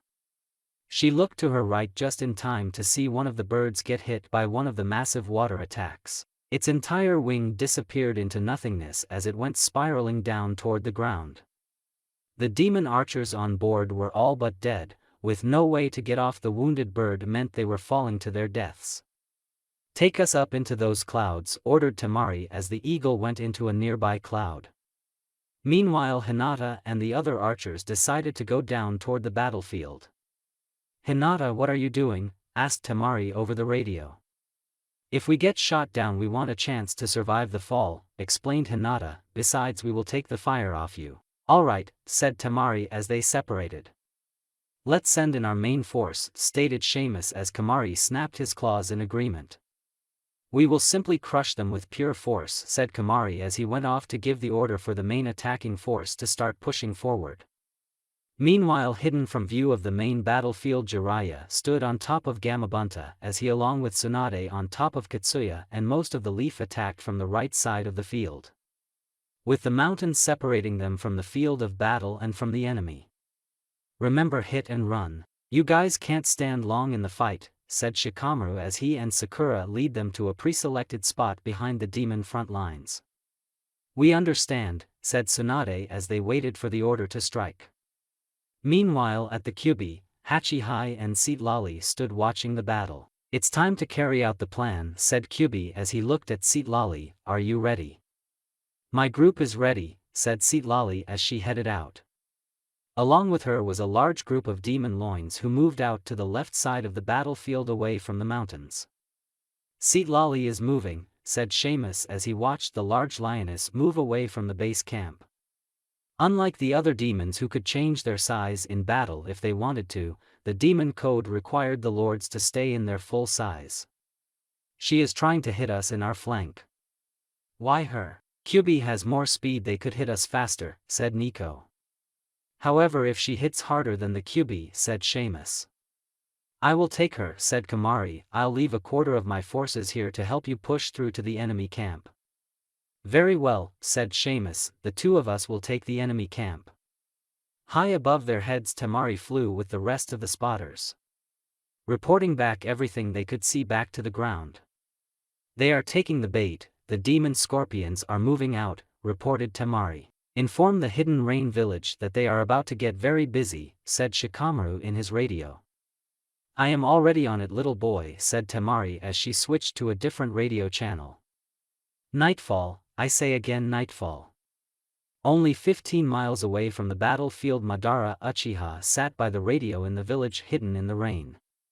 Nightfall, I say again, nightfall, said a woman's voice over the radio as Madara smiled before slowly picking up the radio. Roger, we are ready, said Madara before lowering the radio again. They have no idea what they just walked into. Everything is in place, reported Pain. Good. I am about to have the power of not one but two demon lords, said Madara as he looked out the window. From his spot he could make out 4 of the 6 large towers that ran around the village, with the largest one in the center. The battle raged as claws and teeth ripped into flesh. Screams could be heard as ninjas tried to attack. More than a few got cut in half by scorpions' claws or got bit by sharks or snakes. Soon the wounded started to pour into the medical tent. All right, put him here, ordered Ino as medical ninjas from the Leaf and Sand placed a wounded Cloud ninja on her operating table. She quickly found the wound, a large snake bite that's oozing out purple venom. Ino placed her hands on the wound and started to pull out the venom. I need some anti-venom here, demanded Ino as a mist medical ninja handed her a large needle full of anti-venom. There was now time to be gentle as Ino stabbed the needle into the ninja's heart. The anti-venom quickly started to spread as his heart rate started to climb down. You saved him, said a nurse. Yeah, said Ino as she looked up to see a massive number of wounded coming their way. Most of them seemed to be by ANBU from the first wave. A few of them actually fell down dead as they neared the medical tent. If this is just the first wave, I don't want to see what the later parts of the battle brings. Meanwhile, Hinata was firing her arrows as fast as possible, trying to kill as many as she could while still staying in the air. "Hinata, do you see him?" asked Naruto over the radio as Hinata scanned the battlefield and finally she spotted her target. "I have him," said Hinata. "Are you sure you want to do it this way?" "Yes," stated Naruto. "Alright," said Hinata as she pulled an arrow she had been saving from her quiver. Unlike her normal arrows, this one had 3 points on it. "Good luck, Naruto." "Thanks," said Naruto as Hinata let the arrow fly. "So Sasuke, where do you think Naruto is?" asked Karen. "I know where he is," stated Sasuke as he looked up. The others looked up just in time to see an arrow flying right toward them. Karen raised her crossbow to shoot it down. "Don't fire," ordered Sasuke as suddenly a flash of yellow light came from the arrow. When the latter faded, the arrow was replaced with Naruto Namake's, his sword out and ready. For a moment their eyes locked as Naruto brought his sword down toward Sasuke. Sasuke quickly pulled his own sword, stopping Naruto's attack. "Hello Naruto," said Sasuke as his Sharingan activated and he looked into Naruto's blue silt eyes. The two push off each other as Naruto's feet touch the ground.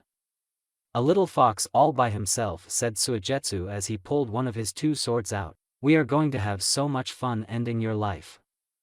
"No, Naruto is mine," stated Sasuke. "But Sasuke-kun," said Karen only to get the death glare from her husband.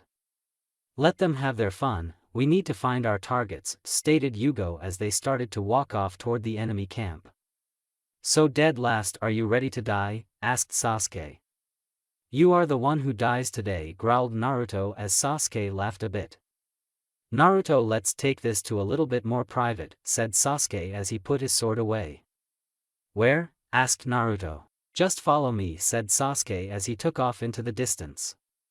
Elsewhere, Citlali led her group of elite Royal Lion Guards clashed against the much larger Scorpion's force. The two sides clashed as the demon lions were being pushed back. Kamari was at the front of the assault and instantly started fighting Citlali. "I knew you would come after me, Kamari," said Citlali as Kamari snapped his claws. "Your father killed my father during the war and it is time for me to get my payback," said Kamari as his tail snapped forward. The stinger at the tip of his tail passed within inches of Citlali's face. "You are blinded by pure rage," said Citlali. "I don't care as long as you die," snapped Kamari as one of his claws got Citlali front paw. Instantly Citlali roared in pain before biting the claw, her fangs piercing the thick armor of the Scorpion Lord. Both of them backed up as blood ran down their hands. Citlali slowly backed away as the rest of her attack group followed suit. "Running away, are you?" asked Kamari.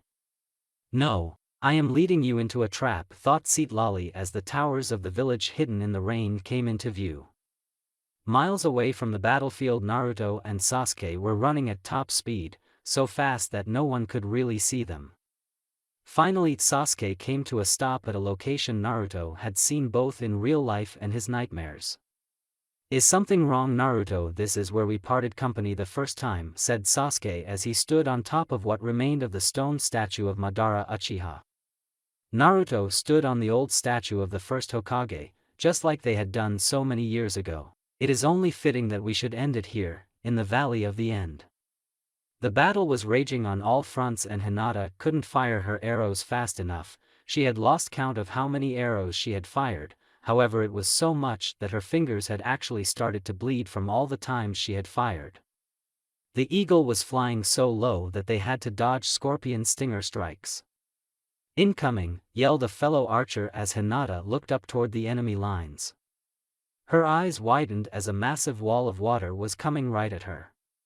There was no time to dodge the attack. "Get off!" yelled Hinata as she jumped off the eagle a split second before it broke apart into nothingness from the force of the water. Hinata fell from the eagle with nothing to spot her fall. She had been lucky in a way. If she had been shot down at the old altitude she would be guaranteed death. However, they were so low now that all she had to do was duck and roll in order to make it safely to the ground. However, she was the only one to make it. Demon archers who she had been trained with for years were now dead. However, there was no time to mourn as a scorpion tail came shooting down toward her. Hinata turned to see her new attacker, a large black scorpion about the size of a large hill. At least 5 tails in strength, thought Hinata as the scorpion sent its right pincher forward to snap Hinata in two. However, he was no way fast enough to get Hinata, who jumped over his attack before landing on top of its arm. The scorpion's eyes widened as Hinata ran up his arm toward his face. The scorpion had no real defense as Hinata pulled 2 kunai from her weapon pouch. The kunai flew true, hitting the scorpion in the eyes. "Damn human," growled the scorpion as he started to thrash around as he raised his stinger back into striking stance. However, there was no stopping Hinata as she pulled a short curved sword from her belt. With another jump she cut through the scorpion's tail, causing half the tail to fall off. Once again the scorpion screamed in pain as Hinata decided to deliver the final blow. She ran across the scorpion's blood-stained back until she was right over his head. Then with one stab her sword went through his brain, killing him. "Impressive," said a new voice as Hinata turned around to see a large man with bright orange hair. "Now you die." With that he sent a mace flying at Hinata's face. Hinata dodged and noticed that the mace was on a long chain that was attached to the man's arm. "You're a demon summoner, aren't you?" asked Hinata as the mace flew back into his hand. "I am Hyuga, the demon summoner of the scorpions, and I am going to kill you," stated Hyuga. Meanwhile, Kamari and Seatlali clashed with the full power of a demon scorpion and a demon lion. "Wind-style lion's roar," growled Seatlali as she let out a mighty roar. The chakra-laced wind went straight for Kamari, who didn't even bother to get out of the way as the wind hit him. His hard armored skin protected him from the wind. "Is that all you have, Seatlali?" asked Kamari. "If so, you are weaker than even I thought." "You have no idea what I can do, you dumb scorpion," said Seatlali with a grin as she ran her claws across the scorpion's face, drawing blood. "You may wound me, but it doesn't matter," said Kamari as he looked around. His massive scorpion attack force was killing the much smaller lion attacking force. "This place will be your grave." "Not if it's yours." Though Seatlali, unknown to her Madara Uchiha, was watching them get closer and closer to the village, the first step toward his goal was almost at hand. Elsewhere on the battlefield, Seamus and Nai moved forward with the rest of the main force. Their goal was simple: crush the enemy camp and kill all in their way. High above their heads the Hyuga ninjas reported the movement to Temari. "Good, they left the camp," said Temari as she hit her radio. "Little boy." "Temari, please don't call me little boy over the radio," said Shikamaru. "Just deal with it," said Temari. "They are moving out, so you can hit your target." "Roger," said Shikamaru as he looked at everyone. "It's time to go." Suddenly Shikamaru heard screaming on the other end of the line. His heart stopped as he felt Temari filled with worry. "Temari, what is going on?" asked Shikamaru as he held his breath waiting to hear his wife's voice. "One of the shark attacks hit the eagle's wing. We are going down," said Temari in a calm voice as she looked at the slightly damaged wing. "Don't worry, we are controlling the fall and land near your location." "We will wait for you to land," said Shikamaru. "No, carry out your mission," ordered Temari. "I'll join you soon." "All right," said Shikamaru. Near the back of the demon snake camp stood a single guard. "Why did I have to get the job of rear guard?" hissed the snake. "Nothing is going to happen." "That is where you are wrong," said a new voice as the snake looked up just in time to a knife coming at him. He had no time to move out of the way as the knife went through his head, killing him. The snake fell to the ground with a loud thud, causing the demon rear guard force to turn toward the sound.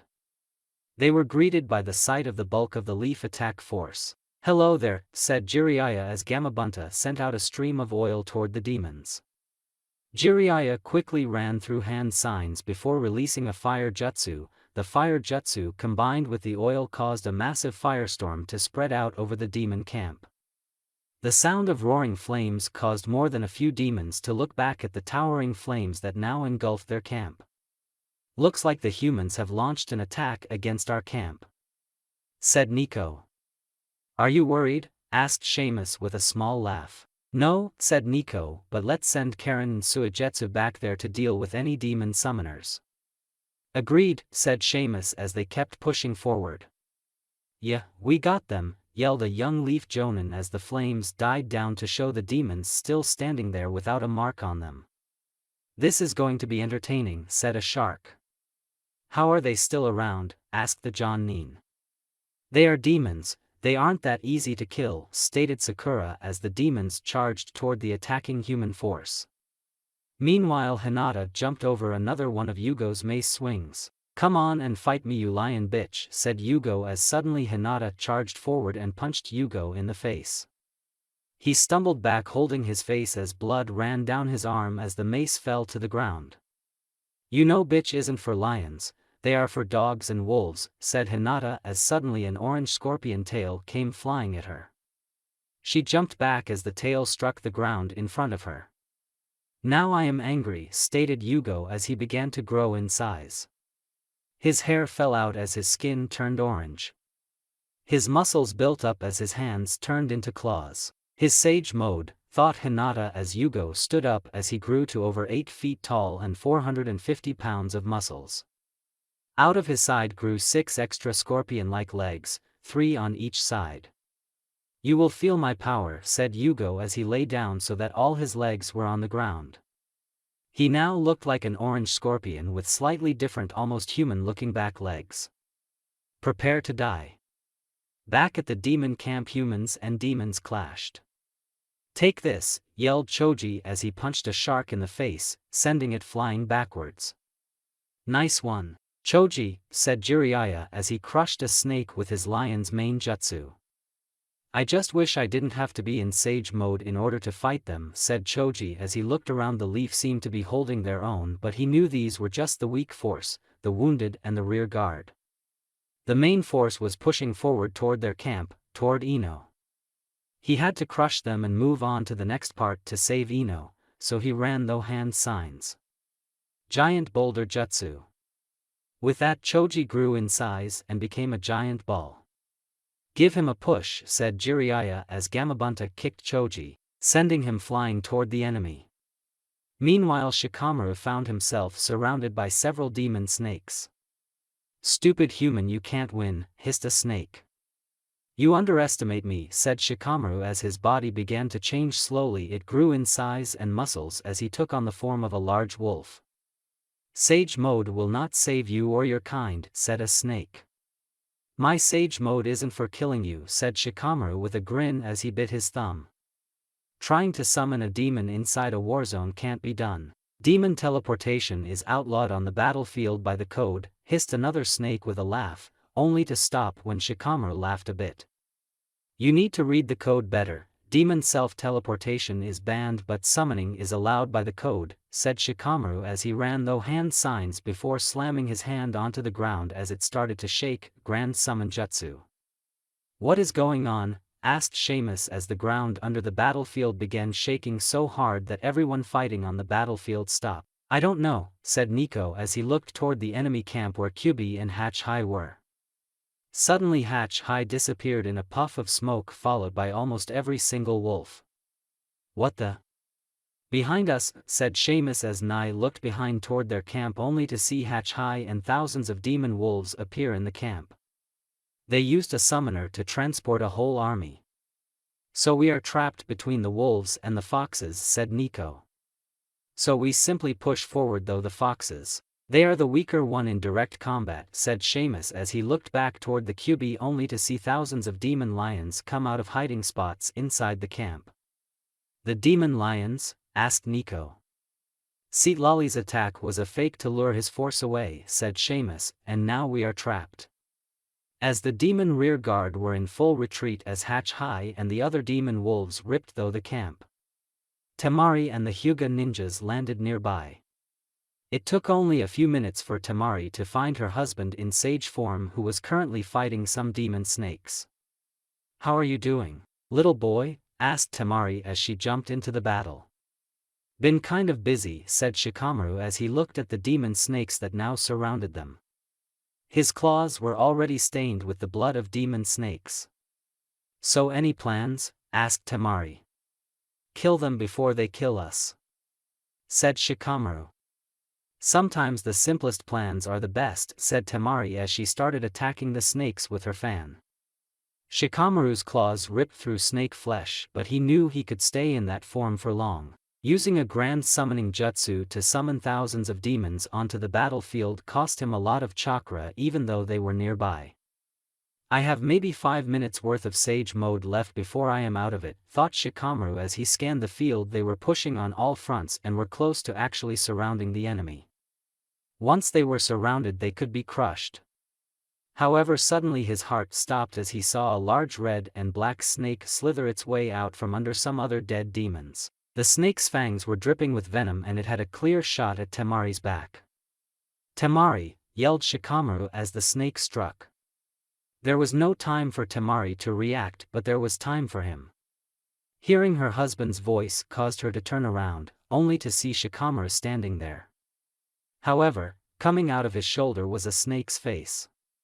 "He took the bite for me," thought Temari, and Shikamaru reached out and ripped the snake's neck out, killing it.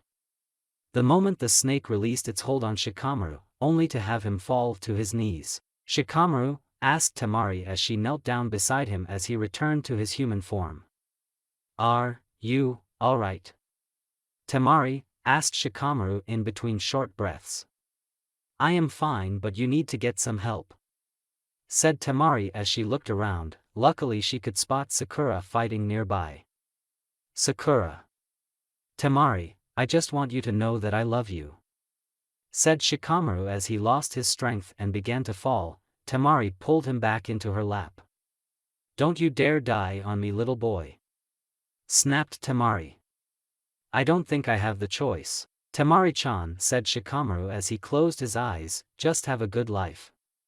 "Sakura!" yelled Temari as Sakura turned her head. She was greeted by the sight of Shikamaru on the ground with blood pouring out of his shoulder. "Crap," thought Sakura as she bolted across the battlefield to reach her wounded friend.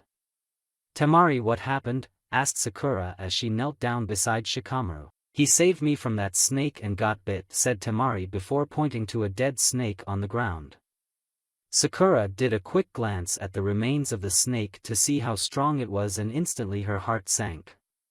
It was red, which meant it was a high-level snake. "Double crap, that is at least a 6-tailed strong snake," thought Sakura as she looked back at Temari, who was crying over Shikamaru. His breathing had slowed to almost nothing as life started to leave him. "That means there is no way to stop the venom," added inner Sakura, "and Shikamaru will die." "Not if I can help it," thought Sakura as she started to pump chakra into Shikamaru's body.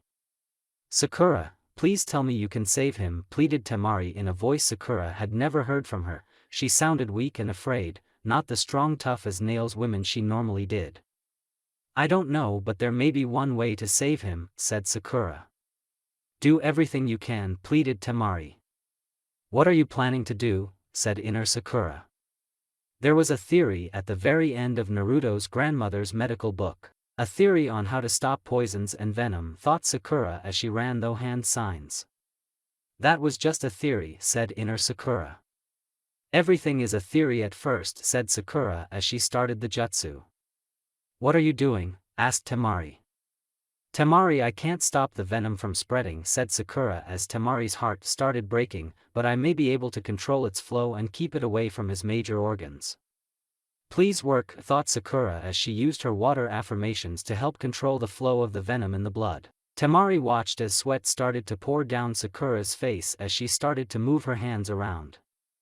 Unknown to her, Sakura was guiding the flow of infected blood through Shikamaru's body. Finally, Shikamaru's heart rate started to climb as his breathing returned to normal. "Sakura, you did it," said Temari as her heart began to rise. "No, I didn't," said Sakura as she looked up at Temari. "Now the hard part happens." What? Asked Temari. Take a look at his hand, said Sakura as Temari looked at her husband's hand. That is when she saw it. His pinky finger had swollen up to at least 3 times its size, it had turned a deep shade of purple as even darker purple pus was coming out around his fingernail. I was able to guide the venom to that point, but there is nowhere for it to go. So I will open a cut and the venom will spill out, said Temari as she pulled a kunai. Will not work, Shikamaru's demon chakra will heal the wound before I could get the venom out, said Sakura.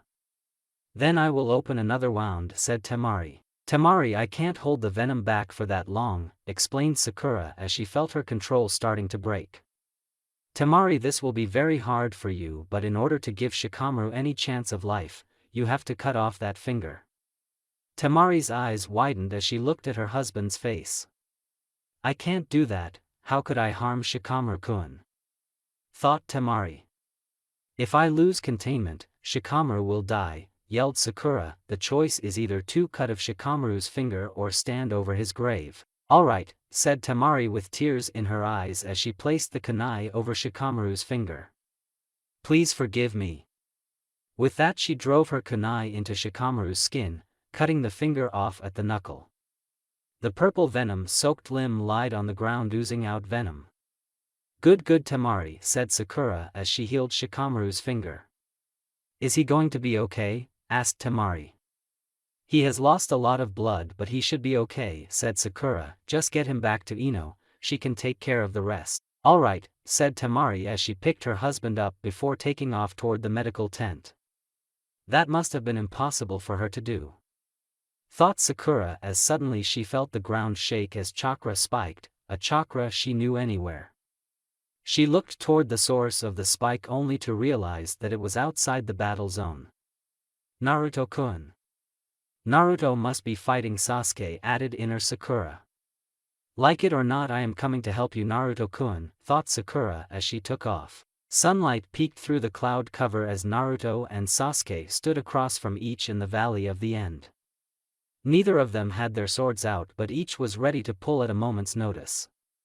I have been waiting a long time for this to happen, said Sasuke as his Sharingan glared into Naruto's blue silt eyes. I will defeat you all over again, only this time I will finish the job. So Sasuke, why did you decide to do this? Asked Naruto. You still are asking that question? Asked Sasuke. You and I were friends, almost brothers, and yet you betrayed us and are now out to kill almost every human in the world, said Naruto. I want to know how we came to this. Naruto, you are a goddamn idiot, said Sasuke as he crossed his arms. We were always destined to be enemies. You are a Namikaze, I am a Uchiha. Our clans have been enemies with the Hyuga clan since before the founding of the Leaf Village. Is that all you care about your clan? Asked Naruto. Yes, answered Sasuke, the clan and power is all that matters in the world. What about that woman Karen? She acts like she loves you, said Naruto. Love is such a weak emotion, said Sasuke. The only reason I allowed Karen to touch me is because I needed her to provide me with a son. Other than that it doesn't matter. You have a son? Asked Naruto. Yes, and thanks to both Karen and myself being demon summoners he has demon chakra, that will make him a perfect future leader of the clan, answered Sasuke. You are treating your own son as a commodity for your clan? Asked Naruto as Sasuke nodded. You sick son of a bitch. That is what children are good for. Not that it matters to you. You will not leave this valley alive, said Sasuke as he pulled his sword. Naruto instantly drew his own sword as he prepared for Sasuke's attack. They stood across from each other sword in hand, Sasuke's snake sword in his right hand and Naruto's sword in his left hand. This isn't like last time, Sasuke. I hold no hopes of bringing you back to the village. I will not hold back, stated Naruto. Please Naruto, you do not have the heart of a true ninja, you care too much for people. Your teammates, your friends, even the people in the village who hate you. You care for them all, said Sasuke, but most of all you care for the pink-haired weakling Sakura. Leave Sakura-chan out of this, snapped Naruto. How does it feel, Naruto, to know that I was her childhood love, said Sasuke. Childhood loves are normally wrong, people don't know what love really is, said Naruto. Still deep down in the darkest part of your mind you worry that your vixen really still loves me, said Sasuke with a grin. Maybe when I first came back to the village that may have been true. However not anymore, said Naruto, I love my wife and she loves me. Well, you will never see her in this world again, said Sasuke as he charged forward. If it was anyone beside Naruto, they would have been killed instantly, however Naruto's sword blocked Sasuke's attack. Their eyes locked as both pushed against their swords trying to gain dominance, which Sasuke was slowly winning.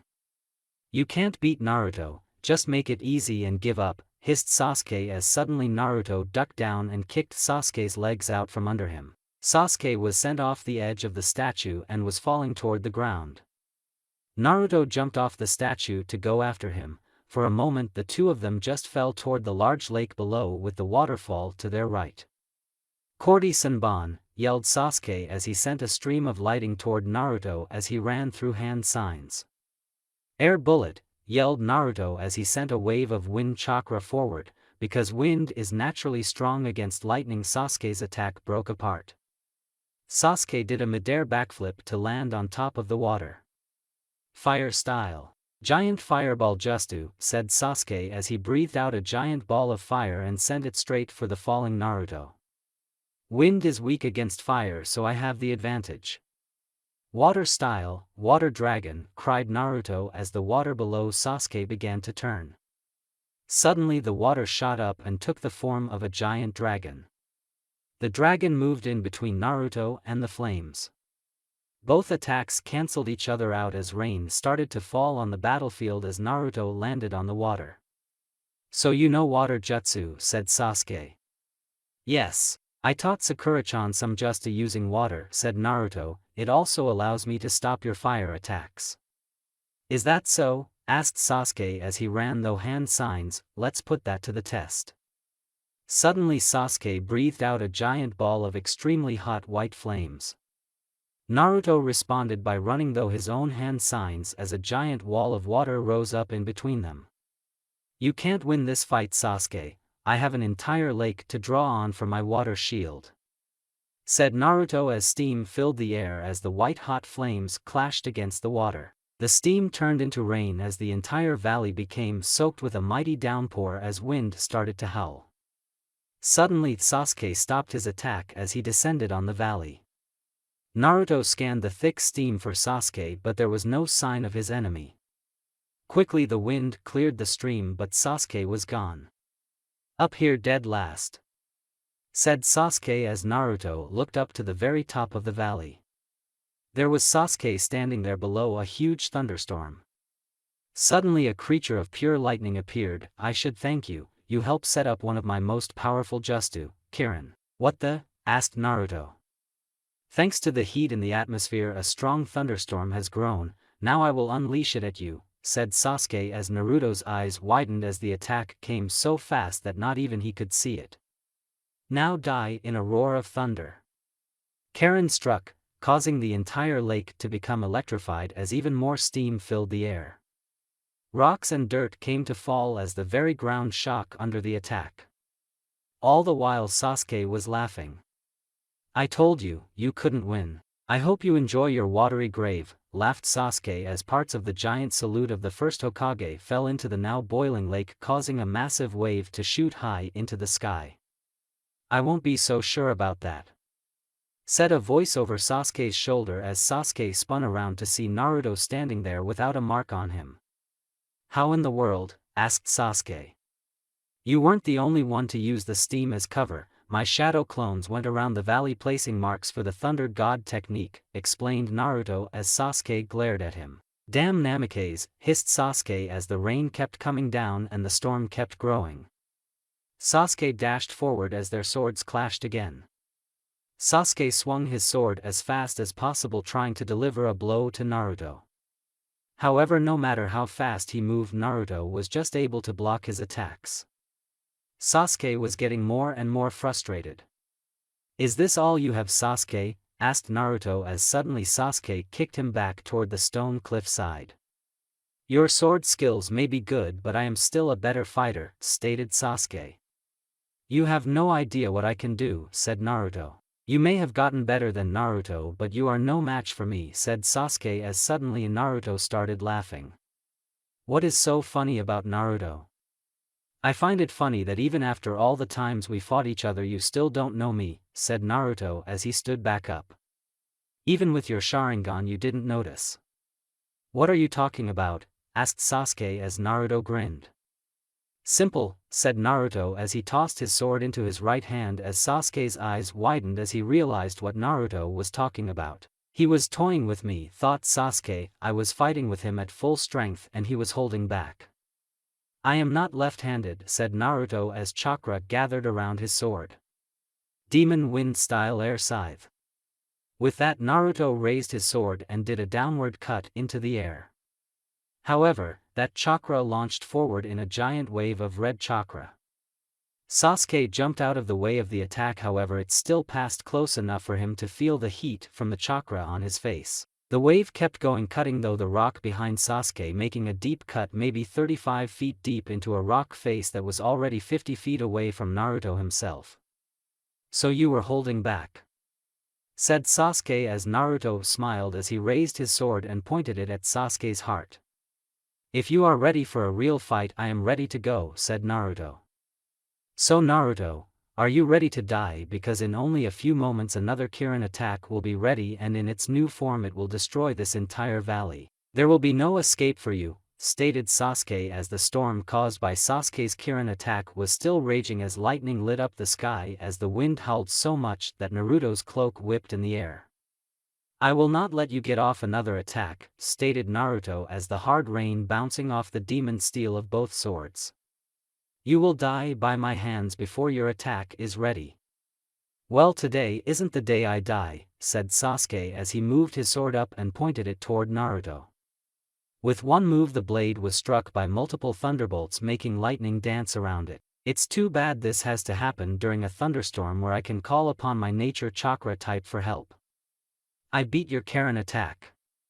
I can beat anything you can send at me, stated Naruto. You managed to dodge one attack, but you can't match the strength of my next Kirin attack, said Sasuke. This battle will not be decided by strength alone, said Naruto as Sasuke grinned. You are a fool, Naruto, and once I finish with you I'll kill your little vixen, said Sasuke as both charged forward, their swords clashing as the rain poured down on them. Naruto, yelled Sakura's voice as she rushed toward the battle. Sakura, get back, ordered Naruto as suddenly an arrow tip appeared in Sakura's chest.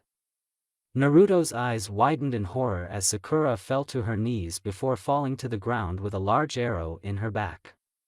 Standing behind her was the red-haired woman that Sasuke had appeared with, her crossbow in hand.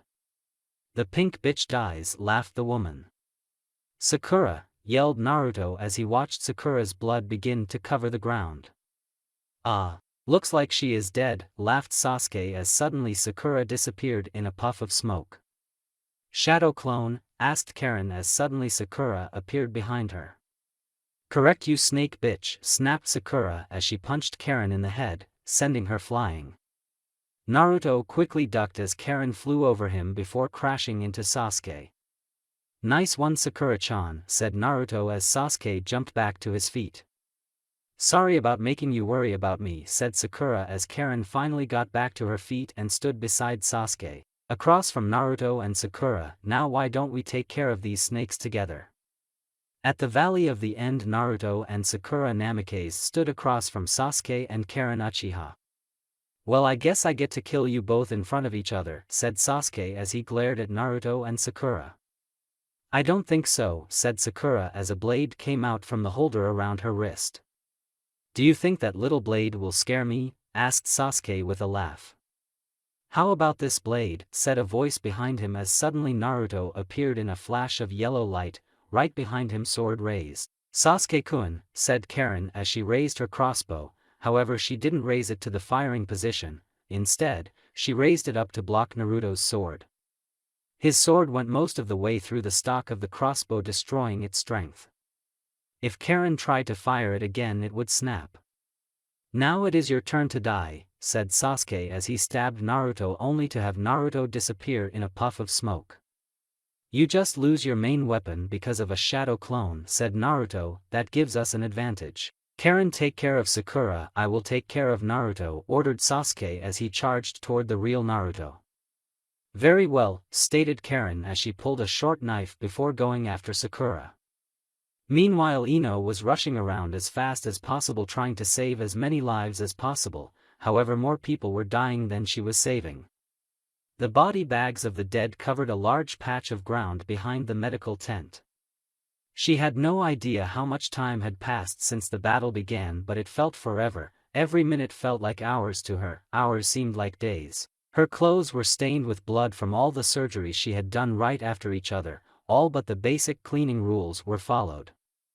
Ino, cried a voice as Ino looked toward the front of the tent.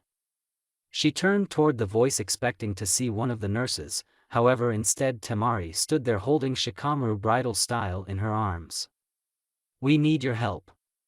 Put him here, ordered Ino as she pointed to one of the few open cots. The sand ninja who had been there before had been carried out in a body bag and there was no way she was going to let that happen to her teammate. What happened? He was bitten by a snake, said Temari as Ino's heart began to fall. Snake bites meant certain death. Sakura managed to get the venom out. How did she do that? Asked Ino. Just as she had, she controlled the venom in the blood and guided it to his pinky finger, said Temari as she looked down at Shikamaru's hand. Ino followed her eyes to Shikamaru's hand, which was crudely wrapped with bands. She could tell that the finger was gone. I had to cut off my husband's finger in order to get the venom out. What? Asked Ino, stunned that Temari could find the strength to do that. Sakura said he lost a lot of blood because of having to remove it, said Temari as Ino ran through hand signs as she began to check the blood levels. His blood levels are low, but he should be fine after taking a blood pill. I already gave him one, said Temari. I figured. His blood levels are higher than you expect after a lot of blood loss, said Ino as she reached for her medical supplies and grabbed a small red pill. The pill was a blood pill that increases production of blood in order to replace lost blood.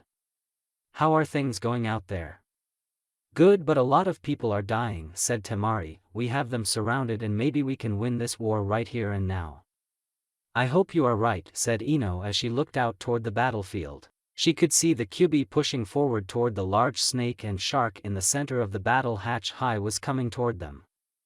They had the enemy trapped now, all that was needed was to destroy the enemy.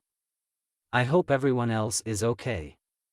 Out on the battlefield, Hinata was dodging multiple stinger strikes from a sage form Hyuga. Just die already, stated Hyuga as crashed his claws onto the ground. Suddenly giant mounds of rock shot out of the ground around Hinata. What am I going to do? My natural chakra is wind and that isn't that strong against earth, and my other elemental type is water which is weaker than wind against earth, thought Hinata as she ducked behind a large rock. Sage mode would increase my strength, but up close is his form of combat, so I should try to make this a long distance fight. Just then the rock was cut in half just above her head by a giant scorpion claw. I found you, said Hyuga as Hinata jumped back, raising her bow and arrow, taking careful aim for Yugo's right eye. I know what you are up to and I will not allow it. Try and stop me, stated Hinata as she let her arrow fly. Suddenly a giant rock flew out of the ground taking the arrow, the blow that was meant for Hyuga. I just did, stated Hyuga as suddenly a giant wall of earth. Crap, said Hinata as she started to rethink her plan. Miles away from the battlefield, Kakashi stood on the outer wall of the village hidden in the rain. He could see two large demons coming right for them. I believe it will be best if you head to the bunkers outside the village, said the blue-haired woman who had been assigned to be his escort, Conan. She was dressed in a solid black robe with a paper flower in her ear. The demons will be here very soon. The Hokage gave me the mission to make sure the sealing away of the enemy demon goes according to plan, said Kakashi as the demons came closer and closer. It took only a few minutes for them to enter the village by setting over the giant wall. Alright, now we just need to hold that scorpion and his army inside while Citlali makes her escape, said Kakashi as suddenly 6 beams of light shot up from the 6 large towers that surrounded the outside of the village. What the? Those towers aren't supposed to activate until Seatlali is outside the village.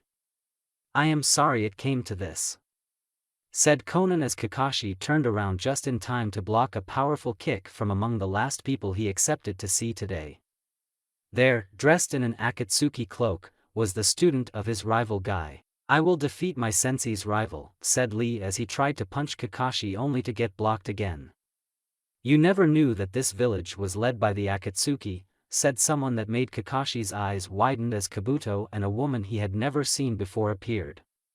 And you have delivered 2 demon lords to us to be sealed away for us to use as we please. What is going on? Asked Kamari as he and the other scorpions looked around. Even Seatlali looked around wondering why it activated so soon.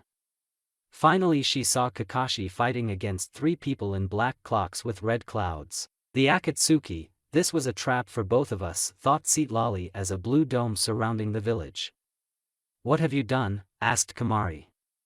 This was supposed to be a trap for you, but it seems that we have both fallen into a trap, explained Seatlali. We were going to steal you away, but it seems that this is an Akatsuki base. This is why humans need to be destroyed, stated Kamari. It doesn't matter anymore because of the chakra we can't teleport ourselves out of the village, stated Seatlali. Then I'll bring down the tower, stated Kamari as his tail snapped toward the nearest tower only to have a wall of chakra bounce off it. How could a human stop my attack? Unknown to him, at the top each tower stood one of the 6 paths of pain, with the real pain in the center tower. To supplement their huge power, each of them had 6 of the 8 demons they had sealed away as power. How much longer? Demanded Madara. There are 2 9-tailed demons down there, not even counting the 100 or so 7 and 8-tailed scorpions and lions. Even with the chakra channels we built into the village, it will take time, stated the real pain as beams of chakra shot down, hitting each of the demons. Every demon screamed in pain as they felt their chakra being ripped out of their bodies. Seatlali let out a mighty roar that shocked the very ground as her chakra started to leave her. Back on the battlefield, Hinata stopped as she heard a mighty roar fill the air. Seatlali, thought Hinata as she dodged yet another one of Yugo's attacks. Something is wrong. Stop running, cried Hyuga. I have to end this, but how? He blocks my range weapons and his armor is thick, thought Hinata as she noticed Yugo's mace lying. Its rope that had been attached to his arm lay broken on the ground, forgotten by Hyuga. That may just work. Prepare to die, stated Hyuga. I don't think so, said Hinata as she charged forward. A frontal assault my strength, said Hyuga with a smile as he sent his stinger forward. However, as his stinger neared Hinata, she ducked and rolled, letting the stinger hit behind her. In her roll she grabbed Yugo's mace. Attacking with my own weapon, how weak can you be? Not everything is about strength, said Hinata as she jumped over Yugo's pincers. The moment she was on his back, she wrapped the mace and rope around Yugo's neck. Instantly she began applying pressure as she pulled the rope tighter and tighter. You can't fight if you can't breathe. You, bitch, growled Hyuga in between breaths as he began to trash around. Hinata had to dodge scorpion sting strikes as he slowly stopped breathing. Finally he stopped moving and breathing. Hinata had no time to rest as she took off toward the sound of Satilia's roar. We need to find a way out of here, stated Nico as he looked around as their forces were being distorted on both sides. Do not panic, ordered Seamus to the Lord of the Sharks. Don't panic, we are surrounded and are about to be overrun, stated Nico. Their forces are thin, we just need to break through at one point and then we can get away, stated Seamus as he looked toward the mountains. Order all forces to push toward the mountains. Very well, said Nico. Meanwhile, at the bottom of the valley at the end, Naruto and Sasuke traded sword blows on almost equal terms. Above them on one of the rocky ledges of the valley, Sakura did battle with Karen, however it was a clearly one-sided fight. Without her crossbow she had no real weapon apart from the basic weapons, also her limited training was set on long-range fighting, not close combat. Now she was forced to fight close up, hand to hand. She was fighting on Sakura's terms and was losing badly. She was thrown backwards as Sakura punched her straight into a rock face. "You are making this almost too easy," said Sakura. "You have no idea what I can do," said Karen as her body began to change. Slowly her skin turned red and scaly, her legs merged together into a long powerful tail. "If you think I am going to let you get into Sage mode, you are fucking kidding yourself," said Sakura as she charged forward.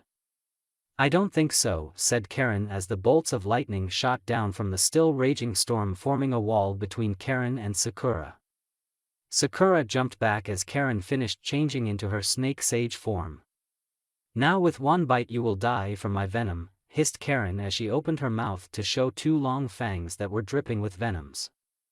"Bring it on." "The snake wore it," said Sakura as the lighting wall died down, however the rain kept coming. "I will," said Karen as she slithered forward. To her amazement, Sakura didn't move, she just stood there as Karen slithered up to her, stopping just in front of her. She looked down straight into Sakura's eyes. "Did you really think I would be so dumb as to attack a shadow clone? So just come out and face me. I am the real Sakura." "I am not a shadow clone," said Sakura as Karen's eyes widened as Sakura brought her hand around in a sweeping motion. Karen tried to back away as a blade came out of Sakura's wrist. However, she didn't back away far enough as the blade cut into her lips, into her mouth, cutting though both of her fangs before exiting out of the other side. Karen let out a blood-curdling scream as she grabbed her face as blood began to pour down her arms, as her fangs fell out. "Now I ask you how you are going to bite me with no teeth?" asked Sakura. Down below them, standing on top of the water, Naruto and Sasuke stopped for a second as Karen's scream filled the air. "Sounds like my wife is winning," said Naruto with a grin. "And I should care?" asked Sasuke. "She is your wife," said Naruto. "Your point?" asked Sasuke as suddenly Naruto charged forward faster than even Sasuke's Sharingan could follow. Naruto grabbed Sasuke by the throat before slamming him so hard into the rock side that it formed a tsunade-like crater in it. "My point is that she is your wife, your mate, the mother of your son. How could you not care for her?" yelled Naruto as Sasuke grinned. "I knew it would upset you and I need you to be close," said Sasuke as he opened his mouth to show his teeth had changed into two long fangs. Naruto's eyes widened as Sasuke lunged forward and tried to bite him. Unlike Karen, Naruto moved out of the way in time. "So it is going to Sage mode fight?" asked Naruto as Sasuke changed into a large man snake. "Yes, it is," said Sasuke as he began to sink into the water. Naruto watched as Sasuke disappeared below the waves. "Where are you, you snake?" asked Naruto as he tried to feel for Sasuke's chakra source, but he was hiding it. The moving water stopped him from just looking through the water to find his enemy. Suddenly he looked down just in time to see Sasuke coming up from below. Naruto jumped into the air trying to avoid Sasuke's attack from below. Sasuke's mouth was open so wide that it seemed like he could swallow Naruto whole. "He can't escape from this attack," thought Sasuke as he got within inches of Naruto. Suddenly Naruto grabbed the top and bottom of Sasuke's mouth, stopping him from closing down to bite him. Sasuke suddenly felt Naruto's fingernails dig into him. Naruto threw Sasuke into the cliff side. That is when Sasuke finally got to see how Naruto had stopped his attack. Starting from the arms, Naruto was transforming into his Sage Fox form. "You wanted a sage fight and now you got one," said Naruto as he finished his transformation. The battle was raging on all fronts as the sharks and the snakes pushed toward a single point on the line, breaking though the demon fox, wolf and lion line that surrounded them was their only hope of making it out alive. On that battlefield, a demon summoner who hadn't done much more than kill a few human ANBU and some lower-level demons walked toward the body of a human scorpion. "So Hyuga, are you really dead?" asked Suigetsu as he poked Hyuga with the tip of one of his swords. "No, you're not dead, are you?" "No, get me out of here," said Hyuga as he tried to move but found he couldn't. "I am surprised you let someone beat you," said Suigetsu. "I beat myself, I stung myself with my own tail," explained Hyuga. You know it is never a good idea to poison yourself even if your venom isn't deadly, but all it does, it paralyzed you, said Hyuga. Luckily that lion bitch thought she strangled me with my mace, said Hyuga as his tail started to move a bit. I don't think you can strangle someone though armor, said Suigetsu. Tell that to her. Now get me out of here so I can kill some more, said Hyuga. You will not kill anyone else today, orders from the top, we are to fight toward an extraction point, said Suigetsu as he grabbed Hyuga by the tail and started to drag him across the battlefield. Now I have to drag you two safely before I can find Sasuke and the ugly bitch Karen. Elsewhere on the battlefield, the Kyuubi couldn't help himself from smiling even though he knew he shouldn't. He knew a lot of his forces were fighting and a lot were dying, but the enemy's main army was surrounded and was only minutes away from being totally destroyed. With luck they would be able to destroy the main fighting force of the demon scorpions, snakes and sharks. With them destroyed they may force a peace and the war before it spreads beyond a single battle, or if they needed would only have to attack the enemy villages, and with most of their attacking force dead they would be almost certain to have victory. Lord Kyuubi, your son is here as you requested, said a massager fox as Kyuubi looked down to see his son standing there. Blood stained his fur, but it seemed that none came from him. Father, said Saito. Saito, you and your forces have done great, fall back to defend the camp, we will finish the rest, said Kyuubi. Father, with all due respect we can still fight, said Saito. Son, you are too cocky, your muscles are tired and you need a rest. Most have the same chakra level as a human ANBU and that is dangerously low for us, said Kyuubi as he placed a tail on top of his son. You need rest too. Father, I don't want to leave the field, said Saito, I need to prove myself. Son, you led the first wave of our forces into battle. You have done more in this first battle than I did in my first battle, explained Kyuubi, now please don't make me order you back to the camp. Very well, we will go back, said Saito. Good, said Kyuubi with a smile as Saito and what remained of his attack group started back toward the camp. Most of them were limping from wounds to the legs. A few had lost their tails to sharks, but around 75% of the original attacking group under Saito commanded was left behind on the battlefield dead from their wounds. Your son will be safe back there, my lord, said an aide to Kyuubi as he watched his son head toward the camp. I am just worried that he will charge back into the attack, said Kyuubi, it is what his mom would do, in his place. Sir, the enemies have broken through our right flank and are moving into the mountains, yelled a new scout as he ran up. We can't let their army escape to fight another day. Close that gap at all cost, order all reserves, we have to move forward, ordered Kyuubi as all fresh units not needed to guard the camp moved forward into battle as fast as possible. In another battlefield a human fox was glaring down a human snake, these two were Naruto Namikaze and Sasuke Uchiha. The two of them walked/slithered around each other glaring at each other. In Sasuke's hand was his sword, however Naruto didn't have a place to put his sword while he turned, so his sword was already halfway down to the bottom of the lake. I now have the advantage, hissed Sasuke with his forked tongue poked in and out of his lips. His sword pointed directly at Naruto's heart. You may have claws now, but swords beat claws. You have no idea what I can do, said Naruto as red chakra covered his claws. You overestimate yourself, stated Sasuke as he ran through hand signs. Demon lightning snake Justu.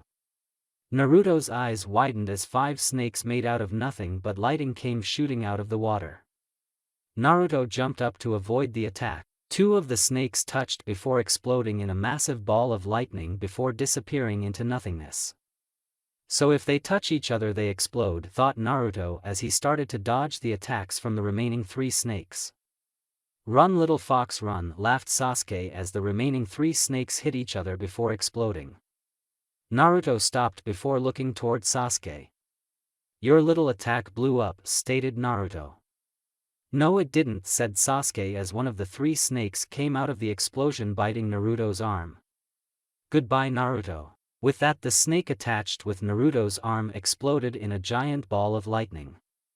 That ended too soon, said Sasuke as he watched his attack fade away.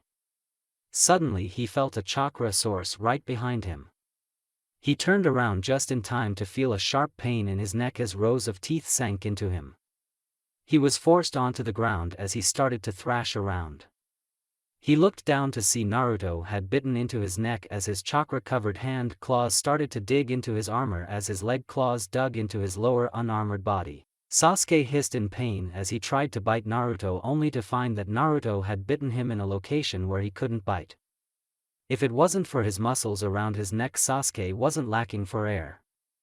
Sasuke trashed around in pain as Naruto tried to hold him down. Sasuke tried to drag Naruto under the water to try and drown him only to find that Naruto used his own chakra to keep them on the surface as he kept apply pressure to Sasuke's neck to choke him out. That left Sasuke with only one real option as he worked his way back to a standing position. With one massive push, Sasuke slammed his body toward the base of the stone statue of Madara Uchiha. In between him and the statue was an unarmored Naruto who was slammed against the statue, causing bones to snap within his body as he screamed in pain. His screams freed Sasuke from the bite, allowing him to go on the attack. "Chidori!" yelled Sasuke as his snake arm became covered with lightning. Naruto was right in front of him and there was no escape. However, once again a second before impact, Naruto disappeared in a flash of yellow light. "Damn it!" growled Sasuke as he turned around to see Naruto standing a good 100 yards away, his arm bleeding badly from the lightning snake attack. Blood also ran down his back from where he was slammed against the statue. "You don't look so good, little fox.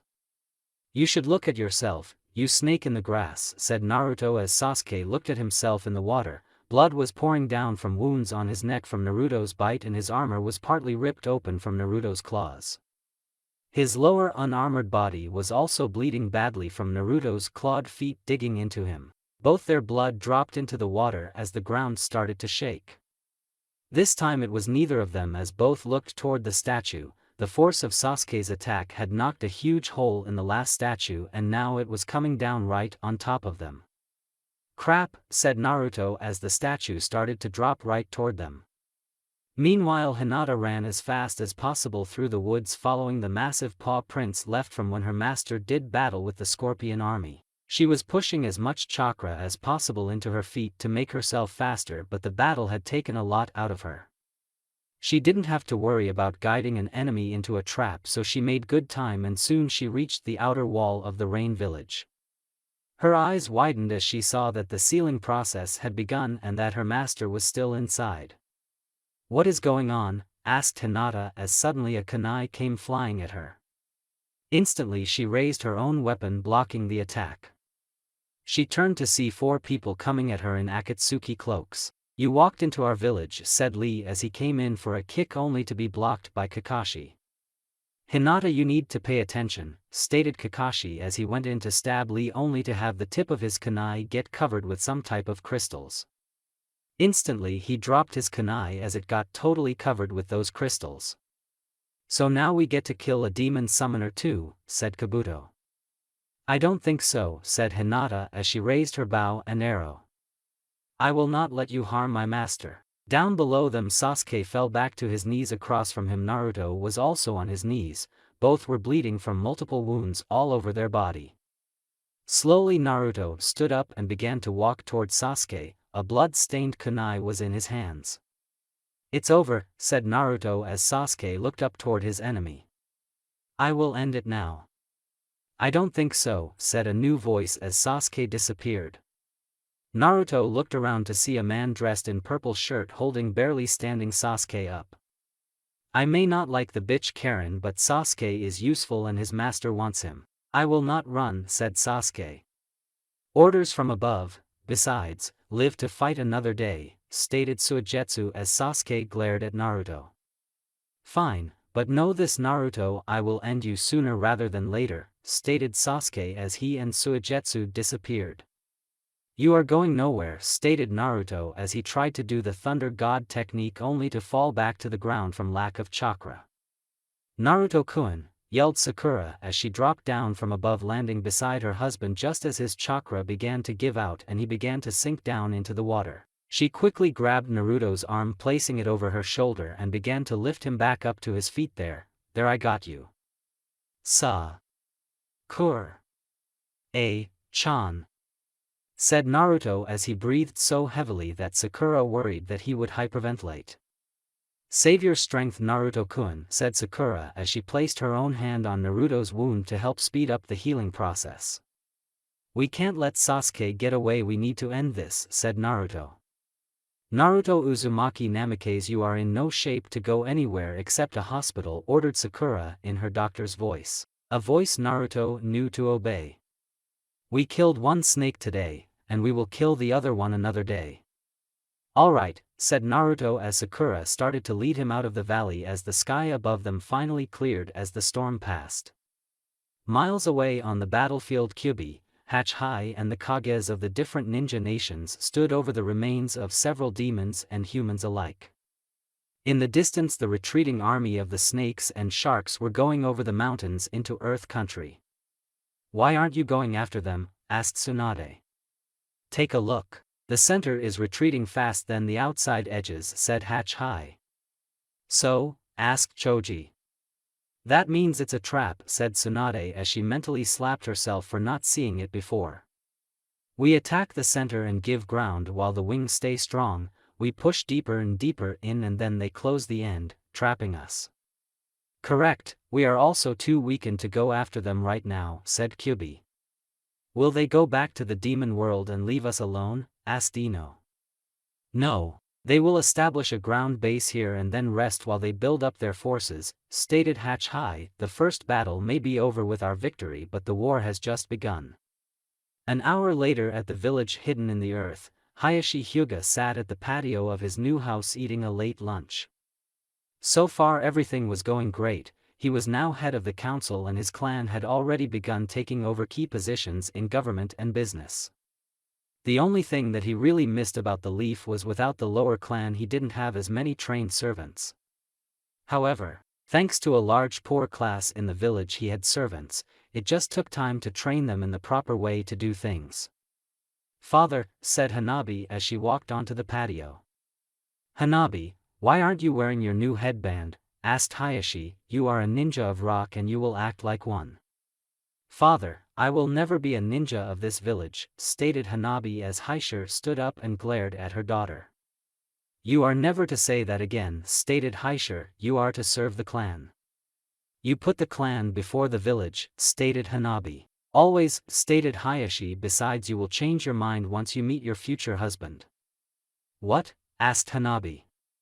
I am currently arranging your wedding to the son of the former council head. He will provide an excellent ally, said Haishir as suddenly the ground started to shake. What is going on? Take a look, said Hanabi as Haishir looked off the patio to see a demon horde coming over the mountains. Haishir just stood there looking at the demons coming toward the village as alarms filled the air. Looks like you just caused us certain death.